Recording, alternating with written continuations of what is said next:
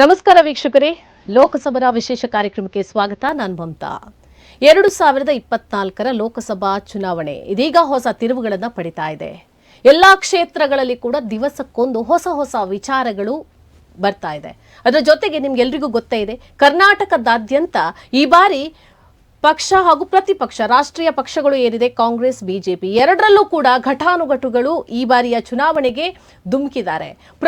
ಪಕ್ಷದ ಪ್ರಮುಖರು ಹೈಕಮಾಂಡ್ ಎಲ್ಲರೂ ಕೂಡ ಎಲ್ಲಾ ಲೆಕ್ಕಾಚಾರವನ್ನ ಹಾಕಿ ಇದೀಗ ಆಯಾಯ ಕ್ಷೇತ್ರದಲ್ಲಿ ಪ್ರಾಬಲ್ಯವನ್ನ ಇರುವಂತಹ ಅಭ್ಯರ್ಥಿಗಳನ್ನ ಕಣಕ್ಕಿಳಿಸಿದೆ. ಅದರಲ್ಲೂ ಮುಖ್ಯವಾಗಿ ನಾವಿಲ್ಲಿ ನೋಡಲೇಬೇಕು. ನಾನು ಪ್ರತಿ ಲೋಕಸಭಾ ವಿಶೇಷ ಕಾರ್ಯಕ್ರಮದಲ್ಲಿ ಒಂದು ಮಾತನ್ನ ಹೇಳ್ತೀನಿ.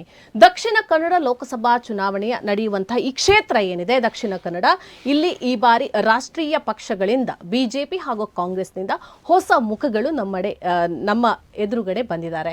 ಇಬ್ರು ಕೂಡ ಹೊಸಬ್ರು. ಯಾವುದೇ ಚುನಾವಣೆಯನ್ನ ಎದುರಿಸದೆ ಯಾವುದೇ ರೀತಿಯಲ್ಲೂ ಕೂಡ ರಾಜಕೀಯದಲ್ಲಿ ಒಂದು ಕೊಂಚ ಮಟ್ಟಿಗೆ ಅಷ್ಟೇ ಕಂಡುಕೊಂಡು ಇವತ್ತು ಹೊಸತಾಗಿ ನಮ್ಮ ಈ ಲೋಕಸಭಾ ಕ್ಷೇತ್ರದಲ್ಲಿ ಅಭ್ಯರ್ಥಿಗಳಾಗಿ ನಿಂತಿರುವಂಥದ್ದು. ಇದರಿಂದ ಈ ಹಿಂದೆ ಕೂಡ ಸತ್ಯಜಿತ್ ಸುರತ್ಕಲ್ ಅವರು ಬಂದು ಅದರಿಂದ ನೊಂದುಕೊಂಡು ಇಷ್ಟು ವರ್ಷಗಳ ಕಾಲ ನಾವು ಹಿಂದುತ್ವಕ್ಕೋಸ್ಕರ ಹೋರಾಡಿದ್ದೇವೆ, ಇವತ್ತೇನು ಈ ಒಂದು ದಕ್ಷಿಣ ಕನ್ನಡ ಏನಿದೆ ಇದು ಒಂದು ಹಿಂದುತ್ವದ ಭದ್ರಕೋಟೆ ಆಗಬೇಕು ಅಂತ ಹೇಳಿದ್ರೆ ನಮ್ಮೆಲ್ಲರ ಪರಿಶ್ರಮ ಇದೆ ಅನ್ನುವಂತಹ ಮಾತನ್ನ ಕೂಡ ಸ್ಪಷ್ಟಪಡಿಸಿದ್ರು. ಸೊ ನನಗೆ ಯಾವುದೇ ರೀತಿಯಲ್ಲಿ ಒಂದು ಸ್ಥಾನಮಾನವನ್ನ ನೀಡಲಿಲ್ಲ. ನಾನು ಈ ಬಾರಿ ಹಿಂದುತ್ವದ ಪರಾನೂ ಇಲ್ಲ, ಪಕ್ಷದ ಪರಾನೂ ಇಲ್ಲ, ಬಿಜೆಪಿ ಪಕ್ಷದ ಪರಾನೂ ಇಲ್ಲ, ಜೊತೆಗೆ ನಾನಿರುವಂಥದ್ದು ಈ ಬಾರಿ ಜಾತಿಯ ಆಧಾರದ ಮೇಲೆ ನಮ್ಮ ಜಾತಿ ಅಂದ್ರೆ ಬಿಲ್ಲವ ಜಾತಿಯ ಒಂದು ಇಟ್ಕೊಂಡು ಬಿಲ್ಲವ ಜಾತಿಯ ಅಭ್ಯರ್ಥಿಗಳು ಯಾರಿದ್ದಾರೆ ಇವರ ಪರವಾಗಿ ನಾನಿರುವಂಥದ್ದು. ಹಾಗಾಗಿ ನಾನು ಏನಿದ್ರು ಈ ಬಾರಿ ಜಾತಿವಾದಿಯಾಗಿದ್ದೇನೆ ಅನ್ನುವಂತಹ ಮಾತನ್ನ ಓಪನ್ ಸ್ಟೇಟ್ಮೆಂಟ್ ಅನ್ನ ಕೊಟ್ಟಿದ್ದಾರೆ. ಇನ್ನೊಂದು ನಾನು ನಿಮ್ಗಿಲ್ಲಿ ಹೇಳಲೇಬೇಕು. ಸೌಜನ್ಯ ಸುಮಾರು 12 ವರ್ಷಗಳ ಹಿಂದೆ ಅತ್ಯಾಚಾರ ಆಗಿರುವಂತಹ ಒಂದು ಹೆಣ್ಣು ಮಗಳು, ಇನ್ನೂ ಕೂಡ ಅಪ್ರಾಪ್ತೆ. ಇಂತಹ ಈ ಸೌಜನ್ಯನ ಹೆಸರು ಇದೀಗ ಲೋಕಸಭಾ ಚುನಾವಣೆಯ ಸಂದರ್ಭದಲ್ಲಿ ಬಂದಿರುವಂಥದ್ದು. ಲೋಕಸಭಾ ಚುನಾವಣೆಯಲ್ಲಿ ಸೌಜನ್ಯನ ಹೆಸರು ಸದ್ದು ಮಾಡ್ತಾ ಇದೆ. ಇಲ್ಲಿ ತನಕನೂ ನ್ಯಾಯ ಸಿಗಲೇ ಇಲ್ಲ. ಹೀಗಾಗಿ ಎಲ್ಲ ಕಡೆಯಲ್ಲೂ ಹೋರಾಟಗಳು ನಡೀತಾ ಇದೆ. ಮಹೇಶ್ ಶೆಟ್ಟಿ ತಿಮರೋಡಿಯವರ ಸಾರಥ್ಯದಲ್ಲಿ, ಇವರ ನೇತೃತ್ವದಲ್ಲಿ ಹಲವಾರು ವರ್ಷಗಳಿಂದ ಹೋರಾಟಗಳು ನಡೀತಾನೆ ಬರ್ತಾ ಇದೆ. ಹಿಂದೂ ಫೈರ್ ಬ್ರ್ಯಾಂಡ್ ಅಂತಾನೆ ನಾವು ಹೇಳ್ತೀವಿ ಮಹೇಶ್ ಶೆಟ್ಟಿ ತಿಮರೋಡಿ ಅವರನ್ನ. ಇವತ್ತು ದಕ್ಷಿಣ ಕನ್ನಡವನ್ನ ನಾವು ಹೇಳ್ತೀವಿ ಹಿಂದುತ್ವದ ಭದ್ರಕೋಟೆ ಅಂತ. ಅಥವಾ ಅದೆಷ್ಟೋ ನಾಯಕರುಗಳು ಇವತ್ತು ದೊಡ್ಡ ದೊಡ್ಡ ಸ್ಥಾನಮಾನಗಳನ್ನ ಅಲಂಕರಿಸಿದ್ದಾರೆ. ಇದಕ್ಕೆಲ್ಲ ಕಾರಣ ಒಂದು ಹಂತದಲ್ಲಿ ಮಹೇಶ್ ಶೆಟ್ಟಿ ಅವರು ಕೂಡ ನಾವು ಕಂಡುಕೊಂಡಿದ್ದೀವಿ. ಹಾಗಾಗಿ ಈ ಮಹೇಶ್ ಶೆಟ್ಟಿ ಅವರ ಸಾರಥ್ಯದಲ್ಲಿ ಈ ತರ ಹೋರಾಟ ನಡೆದ್ರು ಇನ್ನೂ ಕೂಡ ನ್ಯಾಯ ಸಿಗಲಿಲ್ಲ. ಆದರೆ ಅವರು ಹಿಂದೆ ಸರಿದವರಲ್ಲ. ಇದೀಗ ಈ ಲೋಕಸಭಾ ಚುನಾವಣೆಯ ಸಂದರ್ಭದಲ್ಲಿ ಹೊಸ ಚಳುವಳಿಯನ್ನ ಆರಂಭಿಸಿದ್ದಾರೆ. ಅದೇ ನೋಟಾ ಚಳುವಳಿ. ಎಲ್ರಿಗೂ ಗೊತ್ತೇ ಇದೆ, ಪ್ರಸ್ತುತ ದಿನಗಳಲ್ಲಿ ರಾಷ್ಟ್ರ ಮಟ್ಟದಲ್ಲಿ ಹೆಸರಾಗ್ತಾ ಇದೆ ಮಹೇಶ್ ಶೆಟ್ಟಿ ತಿಮರೋಡಿಯವರ ನೋಟಾ ಚಳುವಳಿ. ಹಾಗಾದ್ರೆ ಈ ನೋಟಾ ಚಳುವಳಿ ಅಂದ್ರೆ ಏನು? ನೋಟಾ ಅಭಿಯಾನ ಅಂದ್ರೆ ಏನು? ಇದು ಯಾರು ಇದಕ್ಕೆ ವೋಟ್ ಮಾಡಬಹುದು, ಇದರ ಒಂದು ಮತಬೇಟೆ ಹೇಗೆ ನಡೀತಾ ಇದೆ, ಇದು ಈ ಪ್ರಜಾಪ್ರಭುತ್ವ ದೇಶ ನಮ್ಮ ಭಾರತದಲ್ಲಿ ಎಷ್ಟು ಸೂಕ್ತ, ಇದು ಒಳ್ಳೆಯದಾ, ಇದರಿಂದ ಹಾಳು ಕೆಡುಕು ಎಲ್ಲವೂ ಕೂಡ ಇದೆ. ಸೊ ಈ ಬಗ್ಗೆ ಕಂಪ್ಲೀಟ್ ಆಗಿ ನಾವು ತಿಳಿಬೇಕು ಅಂತ ಹೇಳಿದ್ರೆ ನಾವು ಅವ್ರ ಜೊತೆ ಮಾತಾಡಬೇಕು. ಹಾಗಾಗಿ ಇವತ್ತಿನ ಈ ಲೋಕಸಮರದಲ್ಲಿ ನಮ್ಮ ಜೊತೆ ಇದ್ದಾರೆ ಹಿಂದೂ ಫೈರ್ ಬ್ರ್ಯಾಂಡ್ ಅಂತಾನೆ ಹೇಳಬಹುದು, ಸೌಜನ್ಯ ಪರ ಹೋರಾಟದಲ್ಲಿ ಮುಂಚೂಣಿಯಲ್ಲಿರುವಂತಹ ವ್ಯಕ್ತಿ ಮಹೇಶ್ ಶೆಟ್ಟಿ ತಿಮರೋಡಿ ಅವರು. ಮೊದಲಿಗೆ ನಾನು ಅವರನ್ನು ಕಾರ್ಯಕ್ರಮಕ್ಕೆ ಸ್ವಾಗತಿಸ್ತಾ ಇದ್ದೀನಿ. ಸರ್, ಕಾರ್ಯಕ್ರಮಕ್ಕೆ ತಮಗೆ ಆತ್ಮೀಯವಾದ ಸ್ವಾಗತ. ಮಹೇಶ್ ಶೆಟ್ಟಿ ತಿಮರೋಡಿ ಅವರೇ, ಹೇಗಿದ್ದೀರಿ ಸರ್? ಚೆನ್ನಾಗಿದ್ದೀರಾ? ಆರಾಮ. ಓಕೆ. ಅದೆಷ್ಟೋ ವರ್ಷಗಳಿಂದ ಹಿಂದುತ್ವಕ್ಕೋಸ್ಕರ ಹೋರಾಟ, ಸೌಜನ್ಯ ನ್ಯಾಯಕ್ಕಾಗಿ ಅಲೆದಾಟ, ಊರುಗಳಲ್ಲಿ ಬೀದಿಗಳಲ್ಲಿ ಎಲ್ಲ ಕಡೆಗಳಲ್ಲೂ ಓಡಾಟ. ಇದೀಗ ನೋಟಾ ಅಭಿಯಾನದ ಹೊಸ ಆಟ. ಏನು ಹೇಳ್ತೀರಾ? ನನಗೆ ಅನಿಸುವಂಥದ್ದು, ನನ್ನ ಪ್ರಥಮತವಾಗಿ ಇಡೀ ದೇಶದ ಜನತೆಗೆ ನಾನೊಂದು ಈ ನೋಟದ ಮೂಲಕ ದೊಡ್ಡ ಅಭಿಯಾನವನ್ನು ಮಾಡಬೇಕು ಅಂತ. ಇದು ಈಗ ನಮ್ಮದು ಸ್ಟಾರ್ಟ್. ಇದು ಸೌಜನ್ಯನಿಗೆ ನ್ಯಾಯ ಸಿಗುವುದಿಲ್ಲ, ಎಲ್ಲಿ ತನಕ ಸಿಗ್ತದೆ ಅಲ್ಲಿ ತನಕ ನೋಟಾ ಅಭಿಯಾನ ಇನ್ನೂ ಪ್ರಾರಂಭವಿರ್ತದೆ ನಮ್ಮದು. ನಾವು ನೋಟದ ಬಗ್ಗೆ ತಲೆ ಕೆಡಿಸ್ಕೊಂಡದ್ದೇ ಇಲ್ಲ. ನೋಟ ಅಂತ ಹೇಳ್ತಾರೆ, ಏನ್ ನೋಟ ಅಂತ ಗೊತ್ತಿಲ್ಲ. ಯಾರು ಹೇಳ್ತಾರೆ, ಯಾರು ಬೇಡ ಅಂತ ಹೇಳಿದ್ರೆ ಅದರಲ್ಲಿ ಒಂದು ಬಟನ್ ಇದೆ ನೋಟಕ್ಕಂತ, ಅದನ್ನು ಒತ್ತಿದ್ರೆ ಆಯ್ತು ಅಂತ ಹೇಳಿ. ಇಂಥದ್ದೆಲ್ಲ ಕೇಳ್ತಿದ್ದೆವು. ಓಕೆ. ಈಗ ಸೌಜನ್ಯನ ಹೋರಾಟ 2012ರಲ್ಲಿ ಅವಳ ಏನು 17 ವರ್ಷದ ಮಗುವನ್ನು ಗ್ಯಾಂಗ್ ರೇಪ್ ಮಾಡಿ ಕೊಲೆ ಮಾಡಿದ್ರು ಆ ಧರ್ಮಸ್ಥಳದಲ್ಲಿ. ಓಕೆ. ಅದೇ ವರ್ಷ ಈ ನೋಟದ ಒಂದು ಇದು ಪ್ರಾರಂಭ ಆಗಿದೆ. ಓಕೆ. 2013ರಲ್ಲಿ ಇದು ದೊಡ್ಡ ಮಟ್ಟಕ್ಕೆ ಈ ಹೋರಾಟ ನಡೀತು. ಆಗ ಈ ನೋಟ ಪ್ರಚಲಿತಕ್ಕೆ ಬಂತು. ಓಕೆ. ಇದನ್ನು ನಾನು ತುಲನೆ ಮಾಡುವಾಗ ನಮ್ಗೆ ಯೋಚನೆ ಮಾಡೋದು, ಎಲ್ಲಾದ್ರೂ ಸೌಜನ್ಯಕ್ಕೋಸ್ಕರವೇ ಇದು ಬಂತ?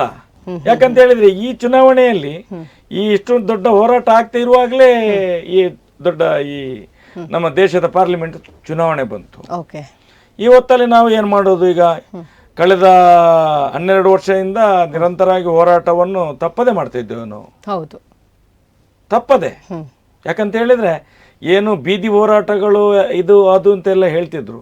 ಅದು 12 ವರ್ಷಗಳಲ್ಲಿ ನಾವು ಹೋರಾಟ ಮಾಡಿದ CBIಗೆ ಹೋದ ಮೇಲೆ ನಮ್ಮ ಮನಸ್ಸಿನ ಭಾವನೆಗಳನ್ನು ನಾವು ಎಲ್ಲಿ ಒಂದು ಗಾಡಿಯಲ್ಲಿ ಹೋಗ್ಲಿ ಎಲ್ಲಿ ಹೋದ್ರೆ ಸಹ ಈ 12 ವರ್ಷ ಇದನ್ನೇ ಮಾಡ್ತಾ ಇದ್ದದ್ದು ನಾವು. ಮಗುವಿಗೆ ನ್ಯಾಯ ಸಿಗ್ಲಿಲ್ವಾ? ಒಂದು ಹೆಣ್ಣು ಮಕ್ಕಳಿಗೆ ನ್ಯಾಯ ಸಿಗ್ಲಿಲ್ಲ.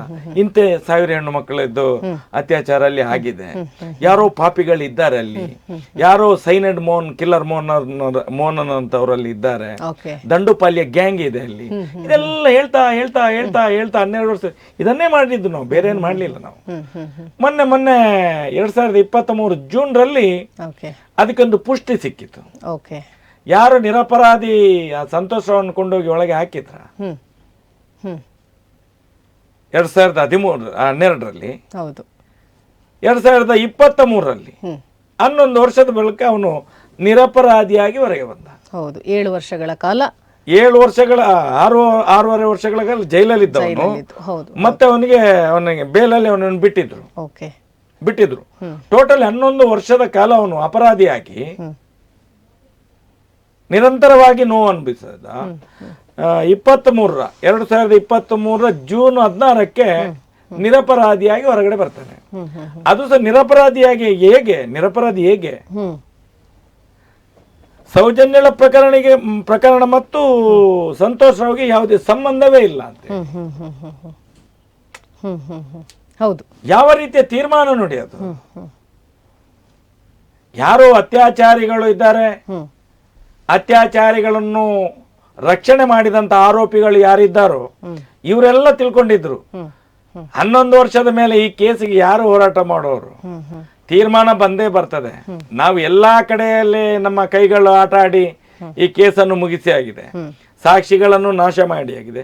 ಈಗ ಸೌಜನ್ಯಳ ಕೇಸಲ್ಲಿ 6-7 ಐ ವಿಟ್ನೆಸ್ಗಳನ್ನು ಸುಸೈಡ್ ಎಲ್ಲ ಸುಸೈಡ್ ಸಾಕ್ಷಿಗಳು. ಅಂಥದ್ದೀಗ ಪದ್ಮಲತಾ ಇರ್ಬೋದು, ವೇದವಲ್ಲಿ ಇರ್ಬೋದು, ಡಬಲ್ ಮರ್ಡರ್ ಎಲ್ಲದರಲ್ಲಿ ಕೇಸುಗಳು ರಿಪೋರ್ಟ್ ಆಗೋದು, ಸಾಕ್ಷಿಗಳು ನಾಶ ಆಗೋದು, ಸಾಯುವುದೇ, ಸಾಕ್ಷಿಗಳು ಸಾಯುವುದೇ ಎಲ್ಲ ಇಂಥದ್ದು ನಡೀತಾ ಇತ್ತು. ನಾವು ತಿಳ್ಕೊಂಡಿದ್ದು ಇದು ಆಯ್ತು, ಕೇಸಿನ ಕತೆ ಮುಗೀತು. ಸಂತೋಷ್ ರಾವ್ ಆರೋಪಿಯಾಗಿ ಅವನೇ ಅತ್ಯಾಚಾರ ಮಾಡಿದಾನೆ ಅಂತೇಳಿ ಖಂಡಿತವಾಗಿ 100ಕ್ಕೂ 100 ಇವರು ಬಿಂಬಿಸ್ತಾರೆ ಅಂತೇಳಿ ನಾವು ಸುಮ್ಮನೆ ಕೂತಿದ್ದೆವು. ಜಡ್ಜ್ಮೆಂಟ್ ಬಂದ ಮೇಲೆ ನೋಡುವ, ಉತ್ತರ ಅಣ್ಣಪ್ಪ ಸ್ವಾಮಿ ಮಂಜುನಾಥ ದೇವರು ಕೊಡ್ತಾರಂತೇಳಿ ಕಾಯ್ತಿದ್ವು ನಾವು. ಆದ್ರೆ ನಮ್ಮ ಯೋಚನೆ ಸನಾತನ ಹಿಂದೂ ಧರ್ಮದ ಮೇಲೆ 33 ಕೋಟಿ ದೇವತೆ ಧರ್ಮ ದೇವತೆ ದೈವ ದೇವರುಗಳ ಮೇಲೆ ಇಟ್ಟಂತ ನಂಬಿಕೆ ಸತ್ಯ ಆಯ್ತು ನಮ್ಗೆ. ಹೇಗೆ ಆಯ್ತು ಅಂತ ಹೇಳಿದ್ರೆ, ಏನು ನಮ್ಮ ಯೋಚನೆ ಇತ್ತ ನಿರಪರಾಧಿಯಾಗಿ ಬರಬೇಕು ಅಂತೇಳಿ ಅದೇ ತೀರ್ಮಾನವನ್ನು ಆಗ ಇದ್ದಂತ ನಮ್ಮ ದೇಶದ ಕಾನೂನಿನ ಇದರೊಳಗೆ ಜಡ್ಜರೊಬ್ಬರು ಸಂತೋಷ ಅನ್ನುವಂಥವರೇ ನಮಗೊಂದು ಸಂತೋಷದ ತೀರ್ಪನ್ನು ಕೊಟ್ಟರೋರು ಸಂತೋಷ ರಾವ್ ನಿರಪರಾಧಿ, ಅವನಿಗೆ ಮತ್ತು ಸೌಜನ್ಯ ಇದಕ್ಕೆ ಅತ್ಯಾಚಾರಕ್ಕೆ ಸಂಬಂಧವೇ ಇಲ್ಲ ಅಂತೇಳಿ ಆಮೇಲೆ ಮಹೇಶ್ ಶೆಟ್ಟಿ ಹೋರಾಟ ಪ್ರಾರಂಭ ಆಯ್ತು. ಅಲ್ಲಿಂದ ಎಷ್ಟು 8-9 ತಿಂಗಳಾಯ್ತು. ಅದ್ರ ಮಧ್ಯದಲ್ಲಿ ಈ ಎಲೆಕ್ಷನ್ ಬಂತು. ನಾವು ಯೋಚನೆ ಮಾಡಿದ್ದು, ಈಗ ಏನ್ ಮಾಡೋದಪ್ಪ ಈ ಎಲೆಕ್ಷನ್ ಅಲ್ಲಿ? ಈ 1.5 ತಿಂಗಳು ಒಂದು ಬ್ಯಾನರ್ ಹಾಕ್ಲಿಕ್ಕಿಲ್ಲ, ಅದು ಹಾಕ್ಲಿಕ್ಕಿಲ್ಲ, ಇದು ನೀತಿ ಸಂಹಿತೆ ಅದು ಸಂಹಿತೆ ಅಂತ ಎಲ್ಲ. ಅಷ್ಟೊತ್ತಿಗೆ ಯೋಚನೆ ಮಾಡ್ತಾ ಕೂತಾಗ ನಮಗೆ ತುಂಬ ರಿಟೈರ್ಡ್ ಆಫೀಸರ್ಸ್ಗಳು, IPS ಇರ್ಬೋದು, IAS ಇರ್ಬೋದು, ಕೆಲವು ಜಡ್ಜಸ್ಗಳು ಒಳ್ಳೆಯ ಒಂದು ತೀರ್ಮಾನವನ್ನು ಕೊಟ್ಟರು. ನೀವು ಸುಮ್ಮನೆ ಎಲ್ಲೆಲ್ಲಿ ಯಾವ ರಾಜಕೀಯ ಪಕ್ಷಕ್ಕೆ ಅದಕ್ಕೆ ಇದಕ್ಕೆ ಏನಾದರೂ ಮಾಡಲಿಕ್ಕೆ ಹೋಗಬೇಡಿ, ನೀವು ಮತ ಬಹಿಷ್ಕಾರ ಮಾಡಬೇಡಿ, ನಮ್ಮ ದೇಶದ ಸಂವಿಧಾನ ಕೊಟ್ಟಂತ ಒಂದು ಒಳ್ಳೆಯ ಅವಕಾಶ ಇದೆ. ಆ ಅವಕಾಶವನ್ನು ಸೌಜನ್ಯಳ ಈ ಹೋರಾಟಕ್ಕೆ ನೀವು ಮುನ್ನಡಿಯಾಗಿ ಅದನ್ನು ಎತ್ತಿ ಹಿಡಿಯುವಾಗ ಮಾಡಿ ಅದನ್ನು ಅಂತ ಹೇಳುವಂತ ಒಂದು ಸೂಚನೆ ಬಂತು ನಮಗೆ. ಸೂಚ್ಯವಾಗಿ ಬಂದಂತ ಸೂಚನೆಯನ್ನು ನಮ್ಮ ಎಲ್ಲ ಸೌಜನ್ಯ ಪರ ಹೋರಾಟದ ನಾಯಕರುಗಳು ನಾವು ಅದನ್ನು ತುಲನೆ ಮಾಡಿದೆವು, ಯಾವ ರೀತಿ ಹೋಗ್ಬೋದು ಅಂತ ನೋಡಿದಾಗ ಈ ದೇಶದ 2013ರಿಂದ ಏನು ಈ ನೋಟ ಪ್ರಾರಂಭ ಆಯ್ತಾ ಅಲ್ಲಿಂದ ಅದು ಯಾವ ಯಾವ ರಾಜ್ಯಗಳಲ್ಲಿ ಎಲ್ಲೆಲ್ಲಿ ಏನೇನು ಆಗಿದೆ ಸ್ವಲ್ಪ ಮಾಹಿತಿಗಳನ್ನು ಆಧರಿಸಿ ಒಂದು ತೀರ್ಮಾನಕ್ಕೆ ಬಂದೆವು, ನಾವು ನೋಟ ಅಭಿಯಾನವನ್ನ ಆಯ್ಕೆ ಮಾಡೋಣ. ಯಾಕಂತ ಹೇಳಿದ್ರೆ ಈ ದೇಶದ ಸಂವಿಧಾನವೇ ನಮ್ಗೆ ಒಂದು ಪ್ರಜಾಪ್ರಭುತ್ವ ಪ್ರಜೆಗಳಿಗೆ ಕೊಟ್ಟಂತ ದೊಡ್ಡ ಅವಕಾಶ.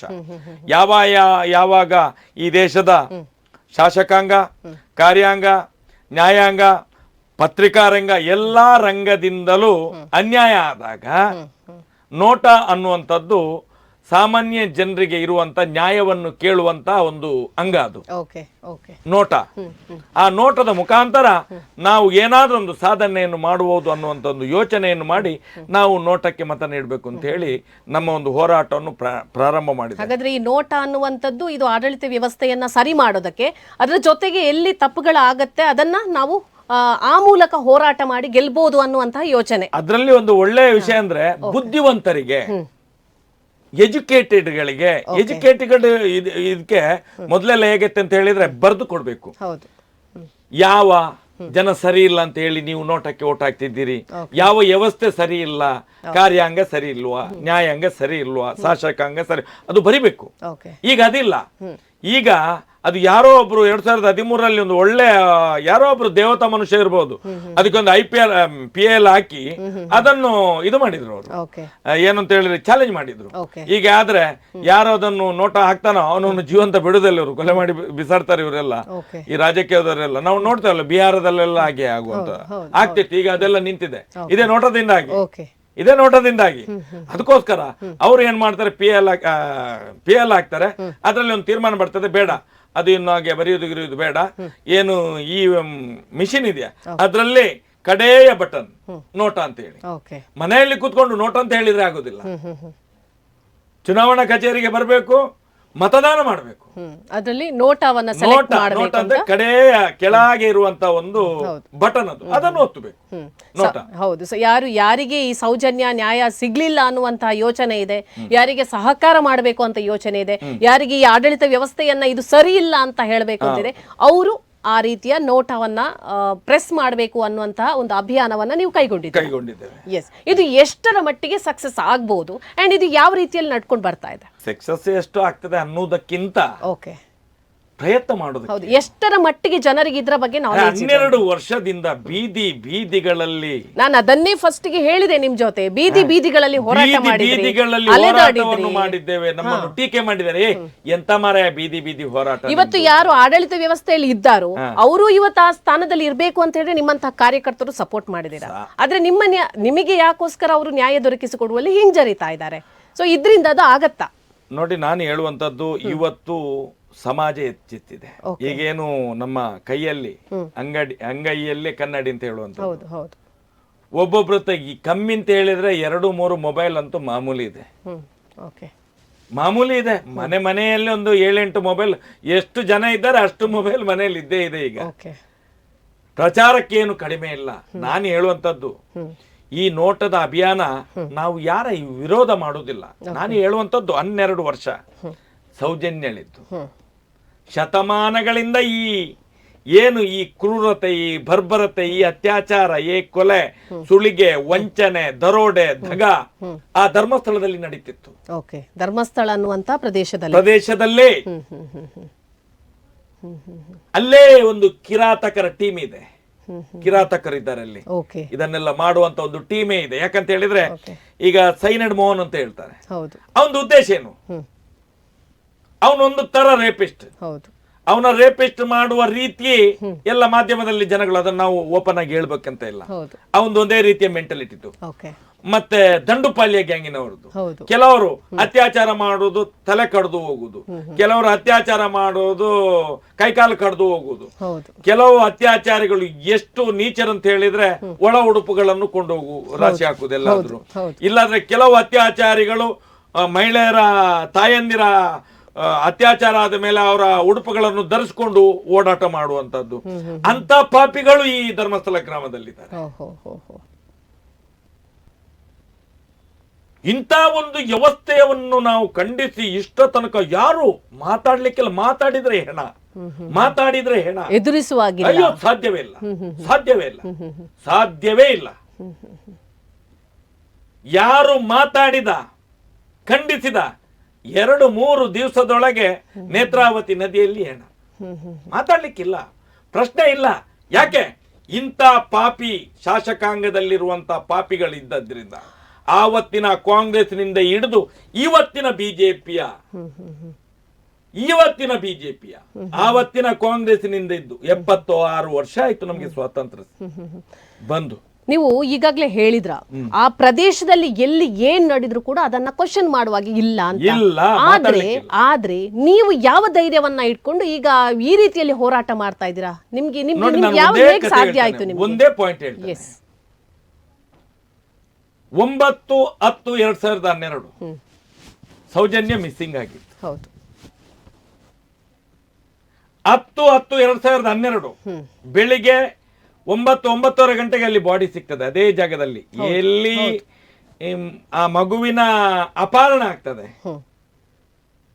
ಅಲ್ಲೇ ಅದೇ ಜಾಗದ ಆಸುಪಾಸುಗಳಲ್ಲೇ ಒಂದು 25-30 ಕಿಲೋಮೀಟರ್ ಅಲ್ಲ, ಮೀಟರ್ನ ಒಳಗಡೆಗೆ ಮರು ದಿವಸ ಬಾಡಿ ಸಿಗುವುದು. ಹೌದು. 11 ತಾರೀಕಿಗೆ 11/10/2012 ನಾನು ಸ್ಟೇಷನ್ಗೆ ಹೋಗುದು. ಹೌದು.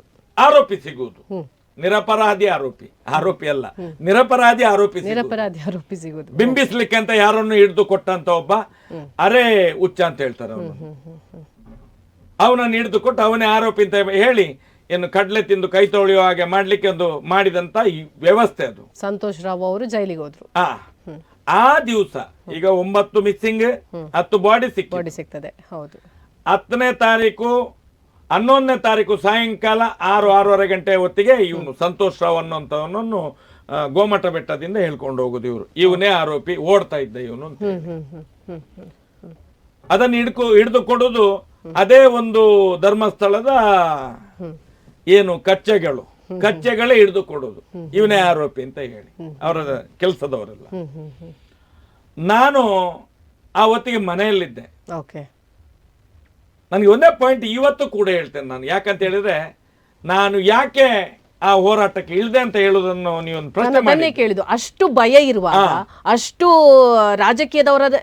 ಅವರ ಒಂದು ಕೈಯಲ್ಲಿರುವಾಗ, ಅವರ ಕಪಿಮುಷ್ಟಿಯಲ್ಲಿರುವಾಗ ನೀವು ಯಾವ ಒಂದು ಸಾಹಸವನ್ನ ಮಾಡಿ, ಯಾವ ಧೈರ್ಯವನ್ನ ಮಾಡಿ ನೀವು ಮುಂದೆ ಹೋದ್ರೆ ಇನ್ನೂ ಕೂಡ ಹೋಗ್ತಾ ಇದ್ದೀರಾ. ಅದಕ್ಕೆ ನಾನು ಆ ಹೊತ್ತಿನಲ್ಲಿ ಸೌಜನ್ಯನ ಈ ಪ್ರಕರಣಗಳಾದಾಗ ಅದಕ್ಕಿಂತ ಮೊದಲೇ ನಾನು ಸಾಧಾರಣ ಪ್ರಭಾಕರ ಬಂಗೇರರು ಎಲೆಕ್ಷನ್ಗೆ ನಿಂತು ಅವರನ್ನು MLA ಮಾಡಿಸಿ, ನಮ್ಮ ಕಾರ್ಯಕರ್ತರೇ ಕೆಲಸ ಮಾಡಿ ಅವರು MLA ಆಗಿ ಇನ್ನೊಂದು ಟರ್ಮಿನಲ್ಲಿ ಅವರನ್ನು ಸೋಲಿಸಿ, ನಮ್ಮನ್ನು ತೇಜೋವಧೆ ಮಾಡಿದ್ದಕ್ಕೆ ಅವರನ್ನು ಸೋಲಿಸಿ ಅಲ್ಲಿ ಎಲ್ಲವನ್ನು ಬಿಟ್ಟು ಸಾಕು, ಹಿಂದುತ್ವ ನನ್ನಲ್ಲಿ ಇದೆ, ನನ್ನ ರಕ್ತದಲ್ಲಿ ಇದೆ, ಹಿಂದೂ ಧರ್ಮದ ರಕ್ಷಣೆಗೆ ಯಾವುದೇ ಸಂಘಟನೆಗಳಲ್ಲಿ ಅದರಲ್ಲಿ ಭಾಗಿಯಾಗಬೇಕು, ಅವ್ರ ಜೊತೆ ಇರಬೇಕು, ಇವ್ರ ಜೊತೆ ಇರಬೇಕು, ಯಾವುದು ಬೇಡ ಅಂತೇಳಿ ಮನೆಯಲ್ಲೇ ಕೂತ್ಕೊಂಡಿದ್ದೆ. ಈ ಹುಡುಗಿಯ ಪ್ರಕರಣ ಆದಾಗ ಒಂದು 5-6 ವರ್ಷ ಆಗಿದೆ. ನಾನು ಯಾವುದೇ ಒಂದು ಸಂಘ ಸಂಸ್ಥೆಗಳಲ್ಲಿ ತೋರಿಸಿಕೊಳ್ಳದೆ ನಂದೇ ಆದ ಒಂದು ಟೀಮ್ ಇತ್ತು, ರಾಷ್ಟ್ರೀಯ ಹಿಂದೂ ಜಾಗರಣ ವೇದಿಕೆ ಅಂತ. ಮನೆಯಲ್ಲಿ ಕೆಲಸ ಮಾಡೋದು, ವರ್ಷಕ್ಕೊಂದು ಚೌತಿ ಮಾಡೋದು, ಎಲ್ಲಾದ್ರೂ ನಮ್ಮ ಹುಡುಗರಿಗೆ ಎಲ್ಲಾದ್ರೂ ತೊಂದರೆ ಆಯ್ತು ಅಂತ ಹೇಳಿದ್ರೆ ಅಲ್ಲಿಗೆ ಹೋಗೋದು, ನ್ಯಾಯ ತೆಗೆಸಿಕೊಡೋದು, ಸಮಾಜಕ್ಕೆ ಎಲ್ಲರನ್ನು, ಎಲ್ಲಾ ಜಾತಿಯ ವರ್ಗದ ಮತಗಳ ಜನರನ್ನು ಒಂದೇ ತಕ್ಕಡಿಯಲ್ಲಿ ತೂಗುವಂತ ಕೆಲಸವನ್ನು ಮಾಡ್ತಾ ಇದ್ದೇವೆ.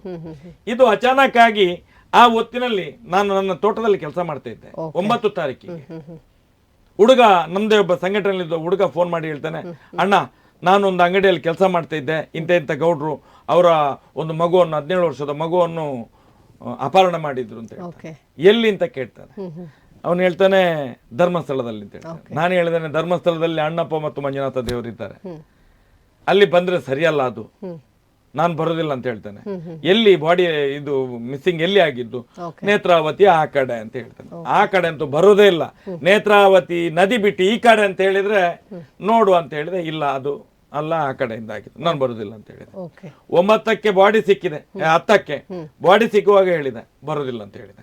ನಿನ್ನೆ ಹೇಳಿದೆ ನಿನ್ಗೆ ನಾನು ಬರುದಿಲ್ಲ, ನಾನು ಬರುದಿಲ್ಲ.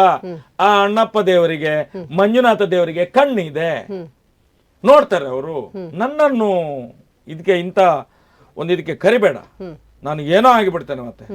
ಇದನ್ನ ನೋಡಿ ನೋಡಿ ಸುಸ್ತಾಗಿದೆ, ಇನ್ನು ನನ್ನನ್ನು ಕರಿಬೇಡ ಅಲ್ಲಿಗೆ ಅಂತ ಹೇಳಿ.